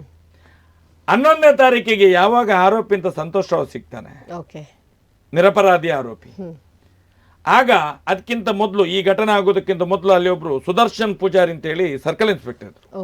ಅವ್ರು ನಮ್ಮ ಕರೆಯದವ್ರೆ, ಬೆಳ್ತಂಗಡಿ ತಾಲೂಕಿನವ್ರೆ. ಅವರಿಗೆ ಇಲ್ಲಿಂದ ಪುತ್ತೂರಿಗೆ ಟ್ರಾನ್ಸ್ಫರ್ ಆಗಿತ್ತು. ಆಗ ಇಲ್ಲಿ ಬೆಳ್ತಂಗಡಿ ತಾಲೂಕಿನಲ್ಲಿ ಸರ್ಕಲ್ ಇನ್ಸ್ಪೆಕ್ಟರ್ ಆಗಿದ್ದವರು ಭಾಸ್ಕರ್ ರೈ ಅಂತ ಹೇಳಿ. ಈ ಸೌಜನ್ಯ ಪ್ರಕರಣಕ್ಕಿಂತ ಸ್ವಲ್ಪ ಸಮಯದ ಹಿಂದೆ ಒಂದು ಪುಂಜಲ್ಕಟ್ಟೆಯಲ್ಲಿ ಒಂದು ಬಂಗಾರದ ಅಂಗಡಿ ರಾಬರಿ ಆಗಿತ್ತು. ಆ ಕೇಸಿನಲ್ಲಿ ಭಾಸ್ಕರ್ ರೈ ಅವರು ಈ ಘಟನೆ ನಡೆದ ಸಂದರ್ಭದಲ್ಲಿ MP ಅಲ್ಲಿದ್ರು. ಆಗ ಇಲ್ಲಿ ಜನಗಳೆಲ್ಲ ಗಲಾಟೆ ಮಾಡ್ತಾರಲ್ಲ, ಇದ್ರ ಹಿಂದೆ ಇದ್ದಂತ ಸರ್ಕಲ್ ಅನ್ನು ತಕ್ಷಣ ಕಳಿಸ್ತಾರೆ. ಅದು ಅವರ ಸರ್ಕಾರದ ಒಂದು ಆದೇಶಗಳು, ಅವ್ರಿಗೆ ಗೊತ್ತಿರ್ತದೆ ಎಲ್ಲೆಲ್ಲಿ ಯಾರು ಅಂತ. ಆ ದೃಷ್ಟಿಯಲ್ಲಿ ನಮ್ಗೆ ಸುದರ್ಶನ್ ಬಹಳ ಪರಿಚಯ. ಅವ್ರು ಇಲ್ಲಿಗೆ ಬಂದಿದ್ರು, ಅವರ ಅನುಪಸ್ಥಿತಿಯಲ್ಲಿ, ಯಾರ್ದು ಭಾಸ್ಕರ್ ರೈ ಅವರ ಅನುಪಸ್ಥಿತಿಯಲ್ಲಿ ಇವರು ಸರ್ಕಲ್ ಆಗಿದ್ರಾಗ ಡ್ಯೂಟಿಯಲ್ಲಿದ್ರು. 11ನೇ ತಾರೀಕಿಗೆ ಸಾಧಾರಣ ನಾನು ತೋಟದಿಂದ ಬರುವಾಗ 7:30-8 ಗಂಟೆ ದಾಟಿದೆ. ನಾನು ಬರುವಾಗ ನನ್ನ ಮನೆಯವರು ಟಿವಿ ಹಾಕಿ ನೋಡ್ತಾ ಇದ್ದಾರೆ ಇದೇ ವಿಷಯವನ್ನು. ನಾನು ಹೇಳಿದೆ, ಇದು ಎಂತ ನೋಡ್ತಾ ಇದ್ದಿ, ಹುಚ್ಚ ಇದೆಲ್ಲ ನೋಡುದು, ಪಾಪಿಗಳು ತಿಂದ್ರು, ಈ ಮಗುವನ್ನು ಮುಗಿಸಿದ್ರು, ಇದು ಎಷ್ಟನೇದಂತ ಇನ್ನು ಲೆಕ್ಕ ಮಾಡ್ಲಿಕ್ಕೆ ಮಾತ್ರ ಇರುದು. ಆ ಬಂದ್ ಮಾಡೋದನ್ನ, ಆ ಪಾಪವನ್ನು ಯಾಕೆ ನೋಡ್ತಿ, ಬಂದ್ ಮಾಡು, ನನಗೆ ಬಡಿಸು ಅಂತ ಹೇಳಿದೆ. ಬಡಿಸು ಅಂತ ಹೇಳಿ ನಾನು ಕೈಕಾಲು ತೊಳಿಲಿಕ್ಕೆ ಅಂತ ಮನೆಯಿಂದ ಹೊರಗಡೆ ಬರ್ತಾ ಇದ್ದೇನೆ, ಟ್ಯಾಪ್ ಹತ್ರ, ನಲ್ಲಿ ಹತ್ರ. ಇದೇ ಸರ್ಕಲ್ ಇನ್ಸ್ಪೆಕ್ಟರ್ ಫೋನ್ ಮಾಡಿದ್ರು 8:15 ಹೊತ್ತಿಗೆ, ಶೆಟ್ರೆ ಎಲ್ಲಿದ್ದೀರಿ ಅಂತ ಹೇಳಿ. ನಾನು ಹೇಳಿದೆ, ಸರ್ ಮನೆಯಲ್ಲಿದ್ದೇನೆ ಅಂತೇಳಿ. ಸರ್ ಒಂದ್ಸಲ ಬನ್ನಿ ಶೆಟ್ರೆ. ಯಾಕೆ? ಇಲ್ಲಿ ನಾನು ಧರ್ಮಸ್ಥಳದಲ್ಲಿ ಅವನ ಆರೋಪಿ ಸಿಕ್ಕಿದ್ದಾನೆ, ಸಂತೋಷ್ ರಾವ್ ಅಂತ ಹೇಳಿ, ಅಲ್ಲಿ ಇಂಥವರೆಲ್ಲ ಹಿಡಿದು ಕೊಟ್ಟಿದ್ದಾರೆ, ಮತ್ತೆ ಅಲ್ಲಿ ಧರ್ಮಸ್ಥಳದ ಕೆಲಸದವರೆಲ್ಲ ಹಿಡಿದು ಕೊಟ್ಟಿದ್ದಾರೆ. ಈಗ ಅವನನ್ನು ಅಲ್ಲಿ ಸ್ಟೇಷನ್ ಅಲ್ಲಿ ಇಟ್ಟಿದ್ದೇವೆ ಧರ್ಮಸ್ಥಳದಲ್ಲಿ. ಅಲ್ಲೆಲ್ಲ ಸ್ಟೇಷನ್ಗೆ ನುಗ್ಗಿ ಅವನನ್ನು ಕೊಲೆ ಮಾಡ್ತೇನೆ, ಅದು ಮಾಡ್ತೇನೆ, ಇದು ಮಾಡ್ತೇನೆ, ಮತ್ತೆ ಪೊಲೀಸ್ ಸ್ಟೇಷನ್ ಗಾಡಿ ಎಲ್ಲ ಒಡೆದು ಹಾಕಿದ್ರು ಶೆಟ್ರೆ. ಮತ್ತೆ ಅಲ್ಲಿಂದ ಒಳಗಡೆಯಿಂದ ಹುಕುಂ ಬಂತು, ಇಲ್ಲೆಲ್ಲ ಇದೆಲ್ಲ ನಡೆಯುವುದಿಲ್ಲ, ನೀವು ಬೆಳ್ತಂಗಡಿ ಸ್ಟೇಷನ್ಗೆ ಕರ್ಕೊಂಡು ಹೋಗಿ ಅಂತ ಹೇಳಿ. ನಾವು ಮತ್ತೆ ಆ ಹುಡುಗನನ್ನು ಬೆಳ್ತಂಗಡಿ ಸ್ಟೇಷನ್ಗೆ ಕರ್ಕೊಂಡು ಬಂದು 2-3 ಸಾವಿರ ಜನ ನಮ್ಮ ಜೊತೆಯಲ್ಲಿ ಈ ಗಾಡಿ ಹಿಂದೆ ಬಂದ್ರು. ಇಲ್ಲಿ ಬಂದು ಹೋರಾಟ ಇದು ಮಾಡ್ತಾ ಇದ್ದಾರೆ, ಗಲಾಟೆ ಮಾಡ್ತಾ ಇದ್ದಾರೆ. ನಾವು ಲಾಠಿ ಚಾರ್ಜ್ ಮಾಡಿದ್ದೇವೆ. ಅದರಲ್ಲಿ ಒಬ್ಬ ನಮ್ಮ ಕೈಗೆ ಸಿಕ್ಕಿದ್ದಾನೆ, ಅವನಿಗೆ ಸಖತ್ ಹೊಡೆದಿದ್ದೇನೆ ನಾನು. ಅವನ ಹೆಸರು ಕೇಶವ್ ಅಂತ ಹೇಳಿ, SC ಅವನು, ತಾಲೂಕು ಪಂಚಾಯತ್ ಮೆಂಬರ್, BJP ಇದ್ದು, ನಿಮ್ಮ ಹುಡುಗ ಅಂತೆ ಕೇಶವ್ ಅಂತ ಹೇಳಿ. ನೀವು ಅವನು ಹೋಗಿ ಆಸ್ಪತ್ರೆಯಲ್ಲಿ ಮಲಗಿದ್ದಾನೆ, ಅವನನ್ನು ಒಂದು ಡಿಸ್ಚಾರ್ಜ್ ಮಾಡ್ಕೊಂಡು ಹೋಗಿ ಅಂತ ಹೇಳಿ. ಇದು 8:45 ಗಂಟೆ ಮೇಲೆ ರಾತ್ರಿ. ನಾನು ಹೇಳಿದೆ, ನಿಮ್ಗೆ ತಲೆ ಸರಿ ಉಂಟಾ ಸರ್, ಯಾಕೆ ನೀವು ಹೊಡೆದದ್ದು ಇಷ್ಟು ಗಲಾಟೆ ಆಗುವಾಗ? ಇನ್ನು ಏನ್ ಮಾಡ್ತಾರೆ ಜನಗಳು, ಅಲ್ಲಿ ಆದ ಪಾಪಗಳು ಏನ್ ಕಮ್ಮಿ ಇದೆಯಾ ನಿಮ್ಗೆ ಗೊತ್ತುಂಟಲ್ಲ ಸೆಟ್ರ್, ನಾವು ಎಂತ ಮಾಡೋದು, ಅಲ್ಲಿ ಇಡ್ಲಿಕ್ಕೆ ಬಿಡ್ಲಿಲ್ಲ, ಇಲ್ಲಿಗೆ ಕಳಿಸಿದ್ರು. ಅಲ್ಲಿ ಇಲ್ಲೇ ಗಲಾಟೆ ಆಗ್ಬಾರ್ದು, ಅಲ್ಲಿಗೆ ಕರ್ಕೊಂಡೋಗಿ ಬೆಳ್ತಂಗಡಿಗೆ ಅಂತ ಹೇಳಿ. ಇಲ್ಲಿ ಬಂದ್ರೆ ಸಹ ಬಿಡ್ಲಿಲ್ಲ, ಅದಕ್ಕೆ ಹೊಡೆದಿದ್ದಾನೆ. ಹೇಗಾದ್ರೂ ಮಾಡಿ ನಿಮ್ಮ ಜೋಸ್ತಿ ಅವನನ್ನೊಂದು ಬಿಡಿಸ್ಕೊಂಡು ಹೋಗಿ ಆಸ್ಪತ್ರೆಯಿಂದ ಕರ್ಕೊಂಡು ಹೋಗಿ ಅಂತ ಹೇಳಿ. ನಾನು ಅವರಿಗೆ ಮತ್ತೆ ಒಂದೆರಡು ಬೈದೆ, ನಿಮ್ಗೆಲ್ಲ ಕೆಲಸದಿಲ್ಲ ಕೆಲಸ ಸರ್, ನಿಮ್ಗೆ ಇದನ್ನೆಲ್ಲ ಯಾಕೆ ಮಾಡ್ತೀರಿ ಅಂತ ಗೊತ್ತಾಗುದಿಲ್ಲ ಅಂತೇಳಿ. ಸರ್ ನನ್ನ ಕೆಲಸ ಹೋಗ್ತದೆ ಸೆಟ್ರ್, ಹೇಗಾದ್ರೂ ಮಾಡಿ ಒಂದು ಕರ್ಕೊಂಡು ಹೋಗಿ ಅಂತ ಹೇಳಿ. ಅವರಿಗೋಸ್ಕರ ಏನ್ ಮಾಡಿದೆ, ಒಳ್ಳೆಯ ರೀತಿಯಲ್ಲಿ ಇದ್ದವ್ರು ನಮ್ಮ ತಾಲೂಕಿನವರು. ಹೇಳಿದೆ ಇವರಿಗೆ ಬಡಿಸ್ಲಿಕ್ಕೆ, ಊಟ ತಕೊಂಡು ಬರ್ಲಿಕ್ಕೆ ಹೋದ್. ನಾನು ಹೇಳಿದೆ ನಾನೀಗ ಬರ್ತೇನೆ ಅಂತ ಹೇಳಿದೆ, ಸೀದಾ ಒಳಗೆ ಹೋದೆ, ಬಟ್ಟೆ ಹಾಕೊಂಡು ಸೀದಾ ಹೋದೆ ಸ್ಟೇಷನ್ ಬೆಳ್ತಂಗಡಿಗೆ. ಬೆಳ್ತಂಗಡಿಗೆ ಬರ್ಬೇಕಾದ್ರೆ ಪೇಟೆ ಬಿಟ್ಟಿರುವುದು ಸ್ಟೇಷನ್, ಪೇಟೆಯಲ್ಲಿ ಫುಲ್ 2-3 ಸಾವಿರ ಜನ ಇದ್ದಾರೆ. ಕೈಯಲ್ಲಿ ಕ್ಯಾನುಗಳಿದೆ, ಪೆಟ್ರೋಲ್ ಇದ್ದು, ಬೆಂಕಿ ಪಟ್ಟಣ ಇದೆ. ನಾನು ನೋಡಿದೆ, ಇದು ಬಹಳ, ನಾನು ಹೋಗ್ತಾನೆ ಇರ್ಲಿಲ್ಲ, ನಮ್ಗೆ ಗೊತ್ತೇ ಇಲ್ಲ ಇಷ್ಟೆಲ್ಲ ಆಗಿದೆ ಅಂತ. ನಾನು ನೋಡಿದೆ, ಇದೆಂತ ಮರ ಇಷ್ಟೆಲ್ಲ ಜೋರಾಗಿದೆ ಅಂತ ಹೇಳಿ ನಮ್ಮ ಜೊತೆಯಲ್ಲಿದ್ದ ಹುಡುಗರಿಗೆ ಹೇಳಿದೆ. ನಾನು ಇಲ್ಲಿಂದ ಸ್ಟೇಷನ್ಗೆ ಎದುರುಗಡೆಯಿಂದ ಹೋದ್ರೆ ಈಗ ಮಹೇಶಣ್ಣ ಬಂದ್ರು, ಇನ್ನು ತೊಂದರೆ ಇಲ್ಲ, ಇನ್ನೂ ಹೋರಾಟ ಮಾಡ್ಬೋದು, ನನ್ನ ಬೆನ್ನು ಹಿಡಿತಾರೆ ಅಂತ ಹೇಳಿದ್ರು. ನಾನೊಂದು ತುಂಬಾ ಮುಂದೆ ಹೋಗಿ 3 ಮಾರ್ಗ ಅಂತ ಇದೆ, ಅಲ್ಲಿಂದ ಒಳಗೆ ಹೋಗಿ ಅಲ್ಲಿಂದ ಸ್ಟೇಷನ್ಗೆ ಬಂದೆ. ಸ್ಟೇಷನ್ಗೆ ಬರ್ಬೇಕಾದ್ರೆ ಇಲ್ಲಿ ಅವರಿಗೆ ಒಂದು ಹತ್ತಿರ ದಾರಿ, ಪೂರ್ತಿ ಸ್ಟೇಷನ್ ಒಳಗಡೆ ಬಂದರು. ನಾನು ಹೋಗಿ ಗಾಡಿ ನುಗ್ಗಿಸಿದೆ ಸ್ಟೇಷನ್ ಒಳಗಡೆ, ಮತ್ತೆ ಗೇಟ್ ಹಾಕಿದ್ರು. ಓಕೆ. ಆಗ ಈ ಸರ್ಕಲ್ ಇನ್ಸ್ಪೆಕ್ಟರ್ ಸುದರ್ಶನ್ ಓಡಿ ಬಂದ್ರು. ಶೆಟ್ರೆ ಬನ್ನಿ ಬನ್ನಿ, ನಾನು ಬರ್ಲಿಕ್ಕೆ ಹೇಳಿ, ನಾನು ಬರ್ಲಿ, ಒಂದು 100-200 ಪೊಲೀಸ್ ಬಂದ್ರು, ಆ ಕಡೆ ಗನ್ನೆಲ್ಲ ಇಟ್ಕೊಂಡು. ಆಗ ಇವರು ಸರ್ಕಲ್ ಇನ್ಸ್ಪೆಕ್ಟರ್ ಸುದರ್ಶನ್ ಬಂದ್ರೆ, ನಾನು ಕರ್ತದ್ದು ಶೆಟ್ರು, ನಾನು ಕರ್ತದ್ದು ಅಂತ ಹೇಳಿ ಬಂದ ತಕ್ಷಣ ಹೇಳಿದೆ, ಹೋಗುವ ಸರ್ ಆಸ್ಪತ್ರೆಗೆ ಹೋಗುವ, ಗೌರ್ಮೆಂಟ್ ಆಸ್ಪತ್ರೆಗೆ. ಅಲ್ಲಿ ಯಾರಿಗೆ ಹೊಡೆದಿದ್ರಲ್ಲ ಅವ್ರನ್ನ ಸರ್ ಇಲ್ಲ ಇಲ್ಲೆಲ್ಲ ಇಷ್ಟು ಜನ ಸೇರಿದ್ದಾರೆ, ASP ಇದ್ದಾರೆ, ಅನುಚೇತ್ ಇದ್ದಾರೆ, ಒಂದ್ಸಲ ಅವ್ರ ಹತ್ರ ಮಾತಾಡಿ. ನಾನು ಹೇಳಿದೆ, ಅದನ್ನು ಮಾತಾಡ್ಲಿಕ್ಕೆ ಬಂದದ್ದಲ್ಲ, ನಿಮ್ಮ ಪ್ರಾಬ್ಲಮ್ ಅನ್ನು ಸಾಲ್ವ್ ಮಾಡ್ಲಿಕ್ಕೆ ಬಂದದ್ದು, ನಿಮ್ಮ ಪ್ರಾಬ್ಲಮ್ ಅನ್ನು ಸಾಲ್ವ್ ಮಾಡ್ಲಿಕ್ಕೆ ಬಂದದ್ದು. ಬನ್ನಿ ಹೋಗ ಗೌರ್ಮೆಂಟ್ ಆಸ್ಪತ್ರೆ. ಇಲ್ಲ ಸರ್ ASP ಇದ್ದಾರೆ, ಅವ್ರು ಇರುವಾಗ ಒಂದು ಸಲ ಮಾತಾಡಿ ಅವ್ರ ಹತ್ರ. ನಾನು ಬರೋದಿಲ್ಲ, ನಾನು ಮಾತಾಡ್ಲಿಕ್ಕೆ ಬರೋದಿಲ್ಲ ಅಂತ ಹೇಳಿ, ನನ್ನ ಕೆಲಸ ಅಲ್ಲ, ಪಾಪದ ಕೂಪ ಇದು, ಅವ್ರು ಮಾಡಿದ ಕರ್ಮ ಅನುಭವಿಸ್ಲಿ, ನಾನು ಬರುದಿಲ್ಲ ಅಂತ ಹೇಳಿ. ಅಷ್ಟೊತ್ತಿಗೆ ASP ಕೆಳಗೆ ಓಡಿ ಬಂದ್ರು. ಇದೇ ಅನುಚೇತಿ ಈಗ ಬೆಂಗಳೂರಲ್ಲೆಲ್ಲ ದೊಡ್ಡ ಆಫೀಸರ್ ಆಗಿದ್ದಾರೆ, ಅವರು ಒಳ್ಳೆಯವರು, ಅವ್ರು ಹೊಸದಾಗಿ ಬಂದವರಾಗ. ಅವ್ರು ಹೇಳಿದ್ರು, ಶೆಟ್ರೆ ಹೇಗಾದ್ರೂ ಮಾಡಿ ಇಲ್ಲಿ ನಿಂತವ್ರನ್ನ ಕಳಿಸಿ, ಇನ್ನೂ 4-5 ಮಂದಿ ಇದ್ದಾರೆ, ಒಬ್ನನ್ನು ಮಾತ್ರ ನಾವು ಹಿಡ್ದದ್ದು. ಇಲ್ಲಿ ಹೀಗೆ ಜನ ಸೇರಿದ್ರೆ ಬಾಕಿ ಉಳಿದವರೆಲ್ಲ ಓಡ್ತಾರೆ, ಓಡ್ಲಿಕ್ಕೆ ಸಮಯ ಸಿಗ್ತದೆ ಅವರಿಗೆ. ಈ ಇಷ್ಟು ಗಲಾಟೆ ಇರುವಾಗ ನಾವು ಇಲ್ಲಿ ಸ್ಟೇಷನ್ ಬಿಟ್ಟು ಹೋಗ್ಲಿಕ್ಕೆ ಆಗುದಿಲ್ಲ. ಈ ಆರೋಪಿಯಲ್ಲಿ ಇಟ್ಟು ಏನಾದ್ರೆ ಬೆಂಕಿ ಕೊಟ್ರೆ ಅನಾಹುತ ಆಗ್ತದೆ. ಇಲ್ಲೆಲ್ಲ ಅದು ಇದು ಗನ್ನೆಲ್ಲ ಇರ್ತದಲ್ಲ ಸ್ಟೇಷನ್ ಅಲ್ಲೆಲ್ಲ, ಬೇಕಾದ್ದು ತೊಂದರೆ ಆಗ್ತದೆ. ಇದನ್ನು ನಮ್ಗೆ ಆರೋಪಿಗಳನ್ನು ಹಿಡಿಲಿಕ್ಕೆ ಆಗುದಿಲ್ಲ, ಏನಾದ್ರೂ ಮಾಡಿ. ಇಲ್ಲ ಸರ್, ನೀವು ಒಂದು ಆಫೀಸರ್, ನೀವು ಹೇಳಿ ಅವರಿಗೆ ಅಂತೇಳಿ. ಅಷ್ಟು ಹೇಳಿದ ತಕ್ಷಣ ಇವರು ಗೇಟಿನ ಹತ್ರ ಹೋಗ್ತಾರೆ. ಗೇಟಿನ ಹತ್ರ ಹೋಗಿ ಬಾಯಿ ಬಿಟ್ಟಿದ್ದಾರೆ ಅಷ್ಟೇ. ಈ ಹೋರಾಟಗಾರೆಲ್ಲ ಬೆಂಕಿ ಹಾಕಿ, ಅವನಿಗೆ ಪೆಟ್ರೋಲ್ ಹಾಕಿ, ಬೋಳಿ ಮಗನಿಗೆ ಏನೇನೋ ಬೈಲಿಕ್ಕೆ ಶುರು ಮಾಡಿದ್ರು. ನನ್ಗೆ ಒಂದು ತಲೆ ಬಿಸಿ ಆಯ್ತು, ಇವ್ರಿಗೆ ಏನು ಈಗ ಅನಾಹುತ ಮಾಡ್ತಾರಂತೇಳಿ.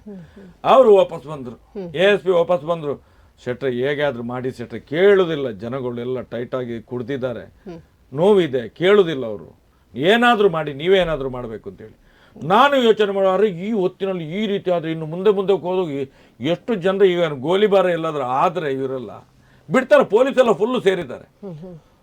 ಮತ್ತೆ ಏನ್ ಮಾಡ್ಬೇಕು, ಏನಾದ್ರು ಮಾಡಿ ಬಚಾವ್ ಮಾಡ್ಬೇಕಲ್ಲ. ನಾನು ಹೇಳಿದೆ, ಇಲ್ಲ ಸರ್, ನಾನು ನೋಡಿ ಹಿಂದೂ ಸಂಘಟನೆಯಲ್ಲಿ ಕೆಲಸ ಮಾಡಿದವ, ಇಲ್ಲಿ ಮುಸಲ್ಮಾನರಿದ್ದಾರೆ, ಕ್ರೈಸ್ತರಿದ್ದಾರೆ, ಎಲ್ಲಾ ಜಾತಿಯವರು, ಎಲ್ಲ ಮತದವರು ಇದ್ದಾರೆ. ಯಾರಾದ್ರೂ ಮಧ್ಯಕ್ಕೆ ಹೋದ ಒಬ್ಬ ಕುಡ್ದ ನೀನ್ ಯಾರು ಅಂತ ಕೇಳಿದ್ರೆ ಉತ್ತರ ಕೊಡ್ಲಿಕ್ಕೆ ಸಾಧ್ಯ ಉಂಟು ಸರ್? ನನ್ನೇನು ಸಾಧ್ಯ ಇಲ್ಲ. ಹೋಗಿ ಇಲ್ಲ ಸರ್, ಹೇಗಾದ್ರೂ ಮಾಡಿ ಇದು ಮಾಡಿ. ಪಾಪ ಅವರ ಮುಖ ನೋಡುವಾಗ, ಒಂದು ಪೊಲೀಸ್ ಆಫೀಸರ್ನ ಮುಖ ನೋಡುವಾಗ ನನಗೆ ನೋವಾಯ್ತು. ಹೋಗಿ ನಿಂತ್ಕೊಂಡು ಹೇಳಿದೆ, ನಾವಿಲ್ಲಿ ಗಲಾಟೆ ಮಾಡಿದ್ರೆ ಇನ್ನೂ 4-5 ಮಂದಿ ಇದ್ದಾರೆ ಅಂತ ಹೇಳಿದ್ರಿ, ಸರ್ಕಲ್ ಹೇಳ್ತಾ ಇದ್ದಾರೆ, ASP ಅವರು ಹೇಳ್ತಾ ಇದ್ದಾರೆ, ನಾವಿಲ್ಲಿ ಗಲಾಟೆ ಮಾಡಿದ್ರೆ ಅವರಲ್ಲಿಂದ ಓಟ ಮಾಡ್ಲಿಕ್ಕೆ ಅವರಿಗೆ ಟೈಮ್ ಸಿಗ್ತದೆ, ಅವ್ರು ಓಟ ಸಿಗುದಿಲ್ಲ, ಆರೋಪಿಗಳು ಓಡ್ತಾರೆ ಅಂತೇಳಿ. ಹಾಗಾದ್ರೆ ನೀವು ಜವಾಬ್ದಾರಿ ತಗೊಳ್ತೀರ ಅಂತೇಳಿ. ಏನು ಅಂತ ಗೊತ್ತಿಲ್ಲ ನನಗೆ, ಒಂದೇ ತಲ ಆವೇಶದಾಗೆ ಆಯ್ತು. ನನಗೆ ಹೇಳಿದೆ, ಸೌಜನ್ಯಳಿಗೆ ನ್ಯಾಯ ತೆಗೆದುಕೊಡುವಂತ ಇದು ಜವಾಬ್ದಾರಿ ನಂದು ಅಂತ ಹೇಳೇ ಬಿಟ್ಟೆ ನಾನು. ಒಂದೇ ಮಾತು, ಅದೇ ಇವತ್ತಿನ ತನಕ ನನ್ನನ್ನು ಹೋರಾಟ ಮಾಡಿ. ಖಂಡಿತ ಆ ನಂತರ ನಿಮಗೆ ಧೈರ್ಯ ಬಂತು ಇದಕ್ಕೆ ಹೋರಾಡಬೇಕು, ನ್ಯಾಯ ಸಿಗಬೇಕು ಅಂತೇಳಿ. ನೋಡಿ, ಅಲ್ಲಿ ತನಕ ಪ್ರತಿ ಹಂತದಲ್ಲೂ ಕೂಡ ನಡೀತಾ ಇದ್ದ ಅತ್ಯಾಚಾರ, ಸೌಜನ್ಯನ ಅತ್ಯಾಚಾರದ ಬಳಿಕ ನಮಗೆ ಗೊತ್ತಿದ್ದ ರೀತಿಯಲ್ಲಿ ಆ ಭಾಗದಲ್ಲಿ ಅತ್ಯಾಚಾರ ಆಗಲೇ ಇಲ್ಲ. ಸೊ ಹಾಗಾದ್ರೆ ನಿಮ್ಮ ಹೋರಾಟದಿಂದ ಅದೆಷ್ಟೋ ಹೆಣ್ಣು ಮಕ್ಕಳ ಜೀವ ಉಳಿಯಿತು ಅಂತ ಕಾಣಿಸುತ್ತೆ. ಖಂಡಿತ. ಯಾಕೆ ಅಲ್ಲಿ ಆನಂತರ ಅತ್ಯಾಚಾರ ನಡೀಲಿಲ್ಲ? ಅಥವಾ ನಿಮ್ಮ ಹೋರಾಟದಿಂದ ಎಲ್ಲರೂ ಭಯಭೀತರಾದ್ರ, ನಾವು ಸಿಕ್ಕಿ ಬೀಳ್ತೀವಿ ಅಂತ ಅನ್ಕೊಂಡ್ರ, ಏನಿರ್ಬೋದು ಸರ್?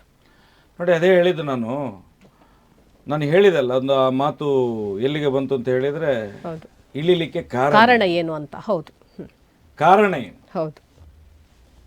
ಇಷ್ಟಾಗುವಾಗ ನಾನು ಹೇಳಿದೆ, ನಾನು ಜವಾಬ್ದಾರಿಯನ್ನು ತೆಗೊಳ್ತೇನೆ ಅಂತೇಳಿ. ಓಕೆ. ನ್ಯಾಯ ಕೊಡಿಸುವ ಜವಾಬ್ದಾರಿ ನಂದು. ಮಹೇಶ್ ಅಣ್ಣ, ನೀವು ಈ ಮಾತನ್ನು ಹೇಳಿದ್ರಲ್ಲ, ನಾವು ಇಲ್ಲಿಂದ ಯಾರನ್ನು ನಿಲ್ಲಿಸಿದ್ರೆ ಇಲ್ಲಿಂದ ಹೋಗ್ತೇವೆ ಅಂತ ಹೇಳಿದ್ರೆ, ಒಂದು 5-10 ನಿಮಿಷದಲ್ಲಿ 2-3 ಸಾವಿರ ಜನ ಇದ್ದವ್ರು ಒಬ್ಬ ಮಗ ನಿಲ್ಲಿಲ್ಲ, ಸ್ಟೇಷನ್ ಬಿಟ್ಟು ಹೋದ್ರೆ ಎಲ್ರು. ಅಂದ್ರೆ ನಮ್ಮ ಮೇಲೆ ಇಟ್ಟಂತ ವಿಶ್ವಾಸ, ಅದು ಜನಗಳು ನಮ್ಮ ಮೇಲೆ ಇಟ್ಟಂತ ಒಂದು ಪ್ರೀತಿ.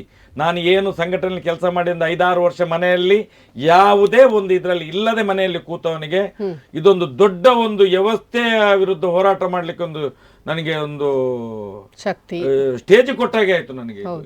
ನಾನು ಯೋಚನೆ ಮಾಡ್ಲಿಲ್ಲ ಇದನ್ನು. ಇಷ್ಟೇ ಹೇಳಿದ್ದು, ನ್ಯಾಯವನ್ನು ನಾನು ತೆಗೆಸಿಕೊಡ್ತೇನೆ, ನನ್ನ ಜವಾಬ್ದಾರಿ ಇದು, ನೀವು ಇಲ್ಲಿಂದ ಹೋಗ್ಬೇಕು. ಸರ್ಕಲ್ ಇನ್ಸ್ಪೆಕ್ಟರ್ ಹೇಳಿದ್ರು, ASP ಅವರು ಹೇಳಿದ್ರು, ಇನ್ನೂ 4-5 ಮಂದಿ ಇದ್ದಾರೆ, ಅವರು ಅಲ್ಲೇ ಎಲ್ಲಾದ್ರೂ ಕಾಡಿನಲ್ಲಿ ಇರಬಹುದು, ಅವರನ್ನು ಹಿಡಿಬೇಕು, ಟ್ರೇಸ್ ಮಾಡ್ಬೇಕು ಅವರನ್ನು ಅಂತ ಹೇಳಿ.